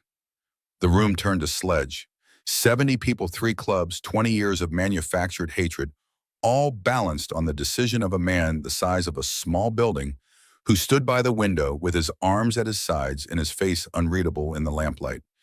He was quiet for a long time, the kind of long time that makes seconds feel like they have been stretched on a rack until they confess to being minutes. He looked at his riders through the window, looked at the sidewinders and dust devils who waited below with the uncertain posture of people who had been enemies for so long they had forgotten what it felt like to stand beside someone without calculating the angle of attack. Garrett Finch died 4 years ago, Sledge said finally. Heart attack. Dropped dead in his garage while changing the oil on his bike. I stood at his funeral and called him the greatest leader the Stone Kings ever had. He paused and the muscles in his jaw worked against something that might have been grief or rage or the particular shame of a man discovering that he had been mourning a traitor. I named my son after him. The admission hung in the air, and Piper understood that this was not a statement of resistance. It was the sound of a man breaking through the last wall between himself and a truth he had been avoiding. The personal cost of accepting what these documents proved. Not just the political implications, not just the strategic recalculations, but the intimate devastation of learning that someone you loved and trusted had sold your people's blood for territory. Sledge extended one massive hand toward Merle Briggs, then toward Silas, who pushed himself off the doorframe to meet the gesture despite the cost to his wounded body. Then toward Scarlett, who took his hand with a grip that communicated everything words could not. Stone Kings honor their debts, Sledge said, to Emmett Calloway, to his granddaughter, and to the peace she's buying with more courage than most men I've known could summon in a lifetime. Piper felt something release in her chest. Not relief exactly. Something closer to the sensation of a door opening onto a room she had been told did not exist, only to discover that it had been there all along, waiting for someone to turn the handle. She broke the wax seal on her grandfather's letter. The paper inside was a single sheet written on both sides in the same block handwriting that labeled the cassette tapes and filled the margins of the meeting transcripts. The ink was faded but legible, and Piper read it silently, first letting the words settle into her understanding before she spoke them aloud. When she looked up, every eye in the room was on her, waiting with the particular attention that human beings reserve for moments they understand are going to change the shape of their memories. He wrote this the day he went into hiding, Piper said. The day he left his club, his friends, and everything he had built to protect a secret he believed would matter someday. She began to read. To my heir. I am writing this letter knowing I will never send it. Knowing that by the time you read these words I will be gone, and the world I left behind will have continued its bleeding without me. I am writing because I owe you an explanation, though. No explanation can justify the weight I am placing on shoulders I have never seen. Piper's voice steadied as she read, drawing strength from the words themselves, from the rhythm of her grandfather's thoughts, committed to paper in a moment of absolute clarity. I have done violent things in my life. I have broken bones and broken promises and broken the hearts of people who deserve better from me. I rode with men and women who lived by codes that the world outside our circle would call criminal, and I will not pretend that those codes were always just.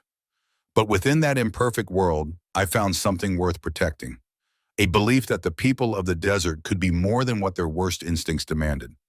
That peace was possible not as an absence of conflict, but as a choice made daily by people strong enough to choose it. She paused, and in the silence she heard Silas's breathing, Merle's boots shifting on the wooden floor, the distant sound of engines cooling in the street below. I know I have no right to ask this of you, no right to reach forward. Across years I will not live to see him place a burden on someone who did not choose it. Your mother will be angry with me, and she will be right. She wanted you to grow up free of the dust and the blood and the endless mathematics of who owes what to whom. She wanted you to have the life I could not give her. Piper felt tears building behind her eyes, but did not let them fall. Not yet. Not until the words were finished. But I have watched you, little one. In the years I had left, I watched you grow, and what I saw gave me something I had lost. Hope. Not because you are strong, though you are. Not because you are brave, though I believe you will be. But because you ask why. You are the first person in 3 generations of Callaways who looks at the world and asks why before asking how. And that single question, why, is the only weapon that has ever defeated the kind of hatred that has poisoned these deserts. She turned the page over. In the box you will find everything I gathered. Proof of what was done and who did it and why. Use it however your conscience directs. If you choose vengeance, I will not judge you from wherever I am. If you choose forgiveness, I will not call you weak. But know this, the Brotherhood Compact was not my dream alone. It belonged to every rider who ever looked across the desert at an enemy and saw a human being instead of a target. It belonged to Tommy Slade, who died believing in it. It belonged to Lorraine Bassett, who lost her son to the war it could have prevented. It belongs to you now, and to whoever stands beside you when you read these words. Piper lowered the letter and spoke the final line from memory, because she had already read it twice silently and knew it would be the sentence she carried for the rest of her life. True strength comes not from the symbols we inherit, but from the courage we choose to claim. The room was silent for 10 full seconds, an eternity measured in heartbeats, in held breath, and the quiet recalibration of 70 lives that had just been permanently altered by the words of a dead man who had loved a granddaughter he barely knew well enough to trust her with everything. Sledge Bodine spoke first. Emmett Calloway. He shook his massive head slowly, and the motion carried something that transcended admiration. Crazy enough to believe that a letter and a box of tapes could end a war, and somehow crazy enough to be right. Merle pulled a phone from his pocket. I know a federal prosecutor in Reno, former military, handles RICO cases and club-related crime. If we hand him these tapes and documents tonight, Rattler's in custody by morning. Silas nodded weakly from the doorway. The Brotherhood Compact wasn't about forgetting the past. Emmett always said that. It was about choosing the future, agreeing to build something that the next generation wouldn't have to bleed for. Piper looked at each of them in turn. Merle, whose cousin had been murdered by the man he had followed for 20 years. Sledge, whose predecessor had sold his club's loyalty for territorial gain. Silas, who had ridden hundreds of miles with bullets in his body to honor a promise made to a friend who could no longer honor it himself. Scarlett, whose scar told the story of a war that had never needed to happen. Harlan, who had kept a box of truth locked in a safe for 12 years because a man he respected had asked him to. My grandfather didn't do this alone, Piper said, and I can't finish it alone either. This isn't about one person or one club or one bloodline. It's about whether we're willing to be better than the worst things that happened to us. The work that followed was not dramatic.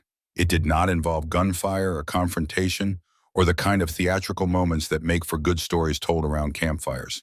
It was quiet, meticulous, and collaborative in ways that would have seemed impossible an hour ago. Merle made his phone call. The federal prosecutor, a woman named Carol, who spoke with the clipped efficiency of someone accustomed to being awakened at odd hours with information that could not wait until morning, listened to a summary of the evidence and dispatched agents from the Reno field office before the call was over.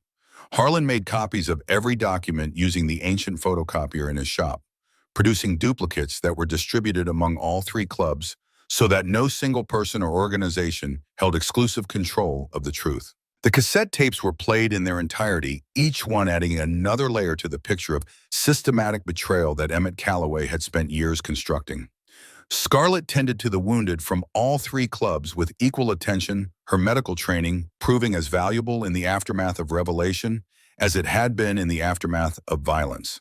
She stitched a gash on a Stone King's forearm with the same steady hands that had packed Silas's bullet wounds, and the act itself, a dust devil healing a Stone King, communicated something that no speech or handshake could match. Sledge sent 2 of his riders to retrieve Rattler from the street below. Vernon Slade arrived in Harlan's apartment bound and diminished, his earlier menace dissolved into the hollow-eyed exhaustion of a man whose lies had finally run out of road. He did not speak as the evidence was laid out before him, did not deny or deflect or attempt the kind of rhetorical maneuvering that had sustained his authority for 2 decades. He simply sat in a wooden chair in the corner of the room, his bound hands resting in his lap, staring at the floor with the fixed gaze of someone watching the architecture of their entire life collapse inward. When the federal agents arrived 90 minutes later, Vernon Slade went quietly. The agents processed the evidence with professional efficiency, taking statements from Merle Silas Scarlett and Piper herself, whose testimony delivered with the steady clarity of a child who had been asked to describe the worst night of her life, would form the backbone of the case that prosecutors would build over the following months. Piper watched them lead Rattler to the waiting vehicle, his shaved head bowed, his tattooed skin looking somehow less menacing under the harsh fluorescent glare of the agent's portable lights. He was not a monster. He was a man who had chosen power over everything else the world had to offer, and the cost of that choice was finally being presented in terms he could not negotiate or escape. Dawn arrived while they were still sorting through documents. The Nevada sky turned from black to deep purple to the particular shade of orange that only desert sunrises produce, a color so vivid and complete that it seemed like the earth itself was being forged anew in a furnace that burned beyond the horizon. The light crept down Main Street, touching the chrome of 70 motorcycles that sat side by side in a formation that had never existed before and that would be talked about in the desert for decades to come. Piper stood on the steps of Harlan's shop and watched the sun rise over Redstone Gap. She was exhausted beyond anything she had ever experienced, her body running on nothing but the residual electricity of a night that had demanded everything she had and then demanded more. Silas's blood had dried to rust-colored stains on her hands and the front of her jacket. The brass key hung from a chain around her neck. Its purpose fulfilled its weight, transformed from burden to keepsake. Sledge appeared beside her, his massive frame blocking enough sunlight to cast a shadow that covered half the porch. He did not say anything for a long time. They simply stood together, an unlikely pair silhouetted against the desert dawn, watching the first true morning of a peace that had been 20 years in the making. "Your grandfather would be proud," Sledge said finally. "He'd be tired," Piper replied, and the big man's laugh was the first genuine laughter Redstone Gap had heard in longer than anyone could remember. 6 months later, Piper Calloway stood in the parking lot of Redstone Gap Elementary, watching her classmates pile onto buses with the familiar chaos of the last day of school. She had grown 3 inches since that night on Main Street, and the jacket fit differently now. Less costume and more uniform, the sleeves requiring only a single roll instead of the bulky donuts that had earned her so much ridicule in another lifetime. The patch between her shoulder blades still drew stares from teachers and students, but the quality of those stares had changed.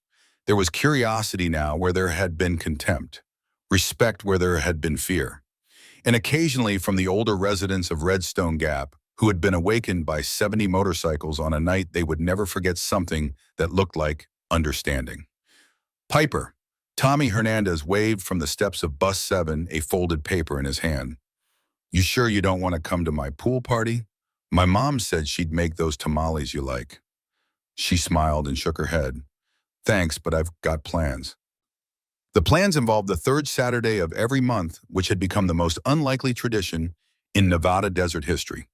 At 2 in the afternoon, representatives from 3 motorcycle clubs would gather in the back room of Harlan Pruitt's repair shop to discuss territory agreements, coordinate charity runs that benefited the Children's Hospital in Las Vegas, and work through the endless, tedious, unglamorous complexity of keeping peace between organizations that had been built for war.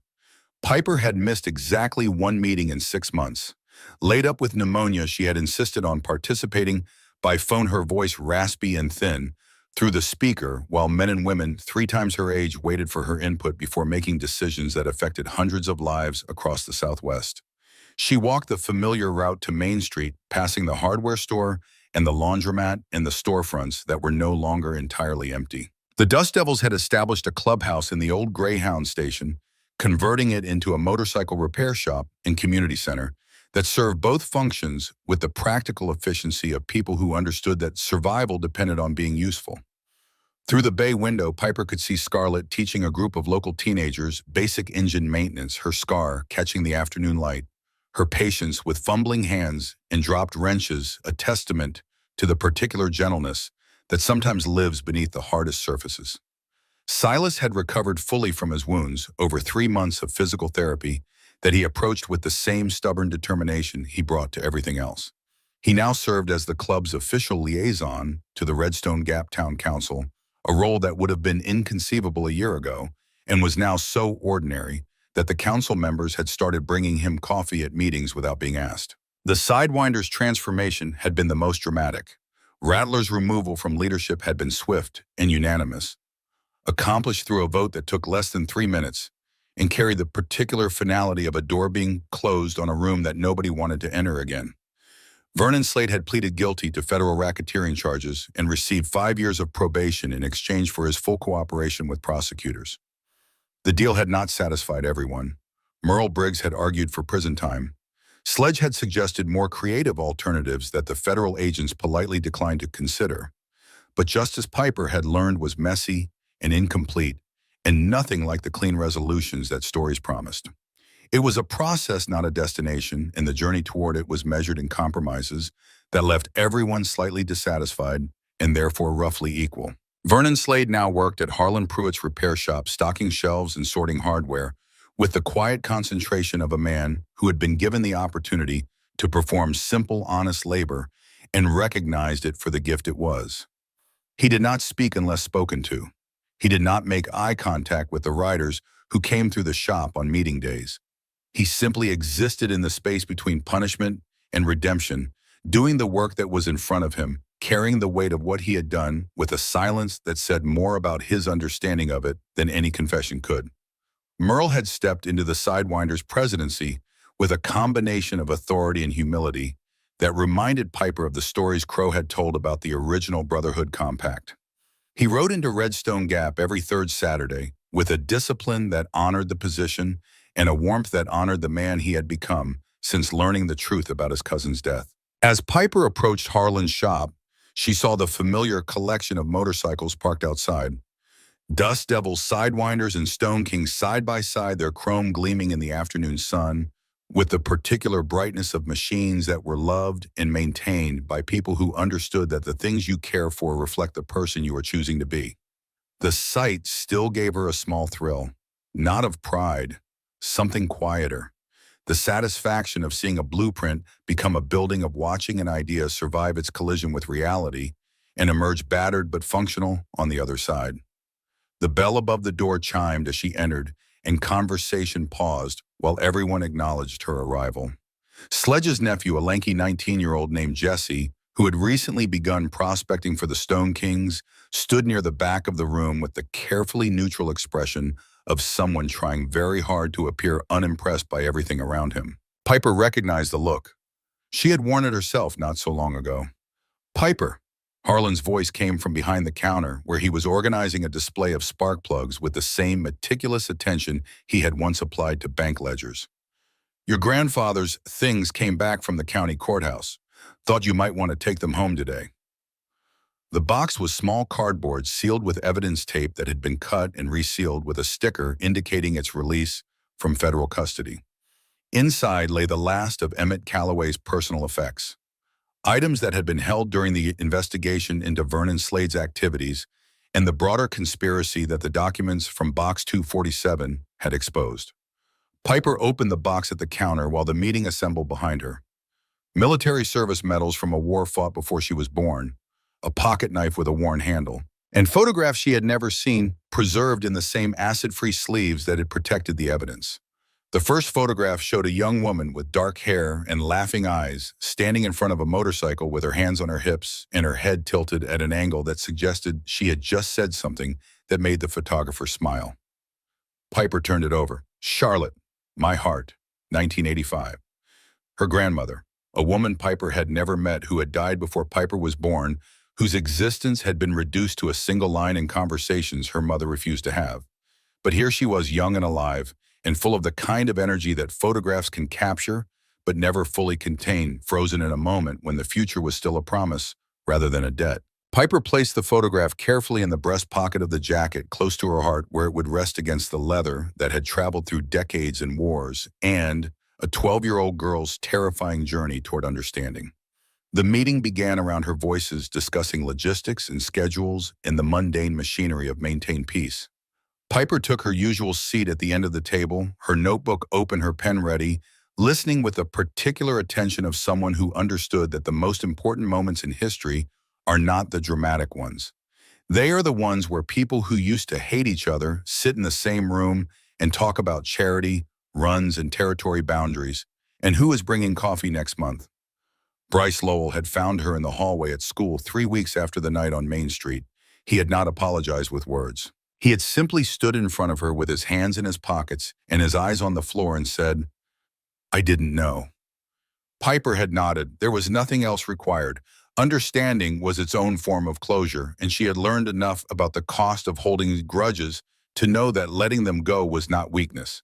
It was the hardest kind of strength. After the meeting, when the motorcycles had departed and Main Street had settled back into its usual quiet, Piper walked home through streets that looked the same as they always had, but felt fundamentally different. The same cracked asphalt, the same stubborn weeds, the same desert heat pressing down on a town that had never been more than a footnote in Nevada's history. But the undercurrent of tension that had hummed beneath everything for as long as Piper could remember, the sense that violence was always one wrong word away, had been replaced by something ordinary. The simple friction of a small town learning to live with its own complicated past. She found Jolene in the kitchen, and for the first time in Piper's memory, her mother was not hunched over bills. She was standing at the counter chopping vegetables with the focused attention of someone preparing a meal that mattered, and on the wall behind her, in a frame that Piper had never seen before, hung a photograph of Emmett Calloway. Not the young man in the leather jacket, not the legend or the lieutenant or the ghost that had haunted their family for 20 years. Just an old man sitting on the steps of their trailer, squinting into the desert sun, with a small girl on his lap who was reaching for the silver patch on his jacket with chubby, curious fingers. "Harlan gave me that," Jolene said without turning around.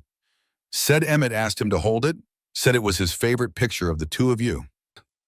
Piper stood in the doorway looking at the photograph, at the proof that she had been part of this story from the very beginning, that her grandfather had held her in his arms and known, with the certainty of a man who had survived enough to recognize strength in its earliest forms, that she would be the one to carry his truth into a world that was ready to hear it. "I found a picture of Grandma Charlotte," Piper said, "in his things." Jolene's chopping paused. Her shoulders did not tighten the way they always had when the past was mentioned. Instead, they seemed to settle as though a weight she had been carrying for years had quietly put itself down when she was not paying attention. "She was beautiful," Jolene said softly, and stubborn and completely impossible to argue with. A pause. You get that from her? Piper smiled. She crossed the kitchen and placed the photograph of Charlotte beside the one of Emmett on the wall. Two faces from a past that had finally stopped being something to fear and had become instead something to honor. That evening, she took her place on the flat rock behind the trailer, the same spot where she had sat for years watching cars disappear down the highway toward lives she could not imagine. The jacket settled around her shoulders with the familiar weight that had become as natural as her own skin, the patch warm against her back, the brass key hanging from its chain beneath her collar. But she was not watching the cars tonight. She was watching the desert, the vast sweep of sand and stone and stubborn life that stretched to the horizon in every direction, and she was thinking about what it meant to inherit something. Not just a jacket or a key or a box of documents, but a belief. A conviction that the world could be better than its worst moments, that people could choose peace over hatred if someone was brave enough to show them the proof. In the distance, the sound of motorcycles reached her ears. Three different engine signatures approaching from three different directions converging on Redstone Gap, for reasons that had nothing to do with war and everything to do with the simple revolutionary act of keeping a promise. Piper Calloway stood up from the rock, brushed the dust from her grandfather's jacket, and walked toward the sound. The little girl who had been mocked for inheriting a useless jacket was gone forever. In her place stood someone who had learned the hardest lesson the desert had to teach, that the weight we carry is not a punishment, it is a choice, and the courage to bear it is the only inheritance that truly matters.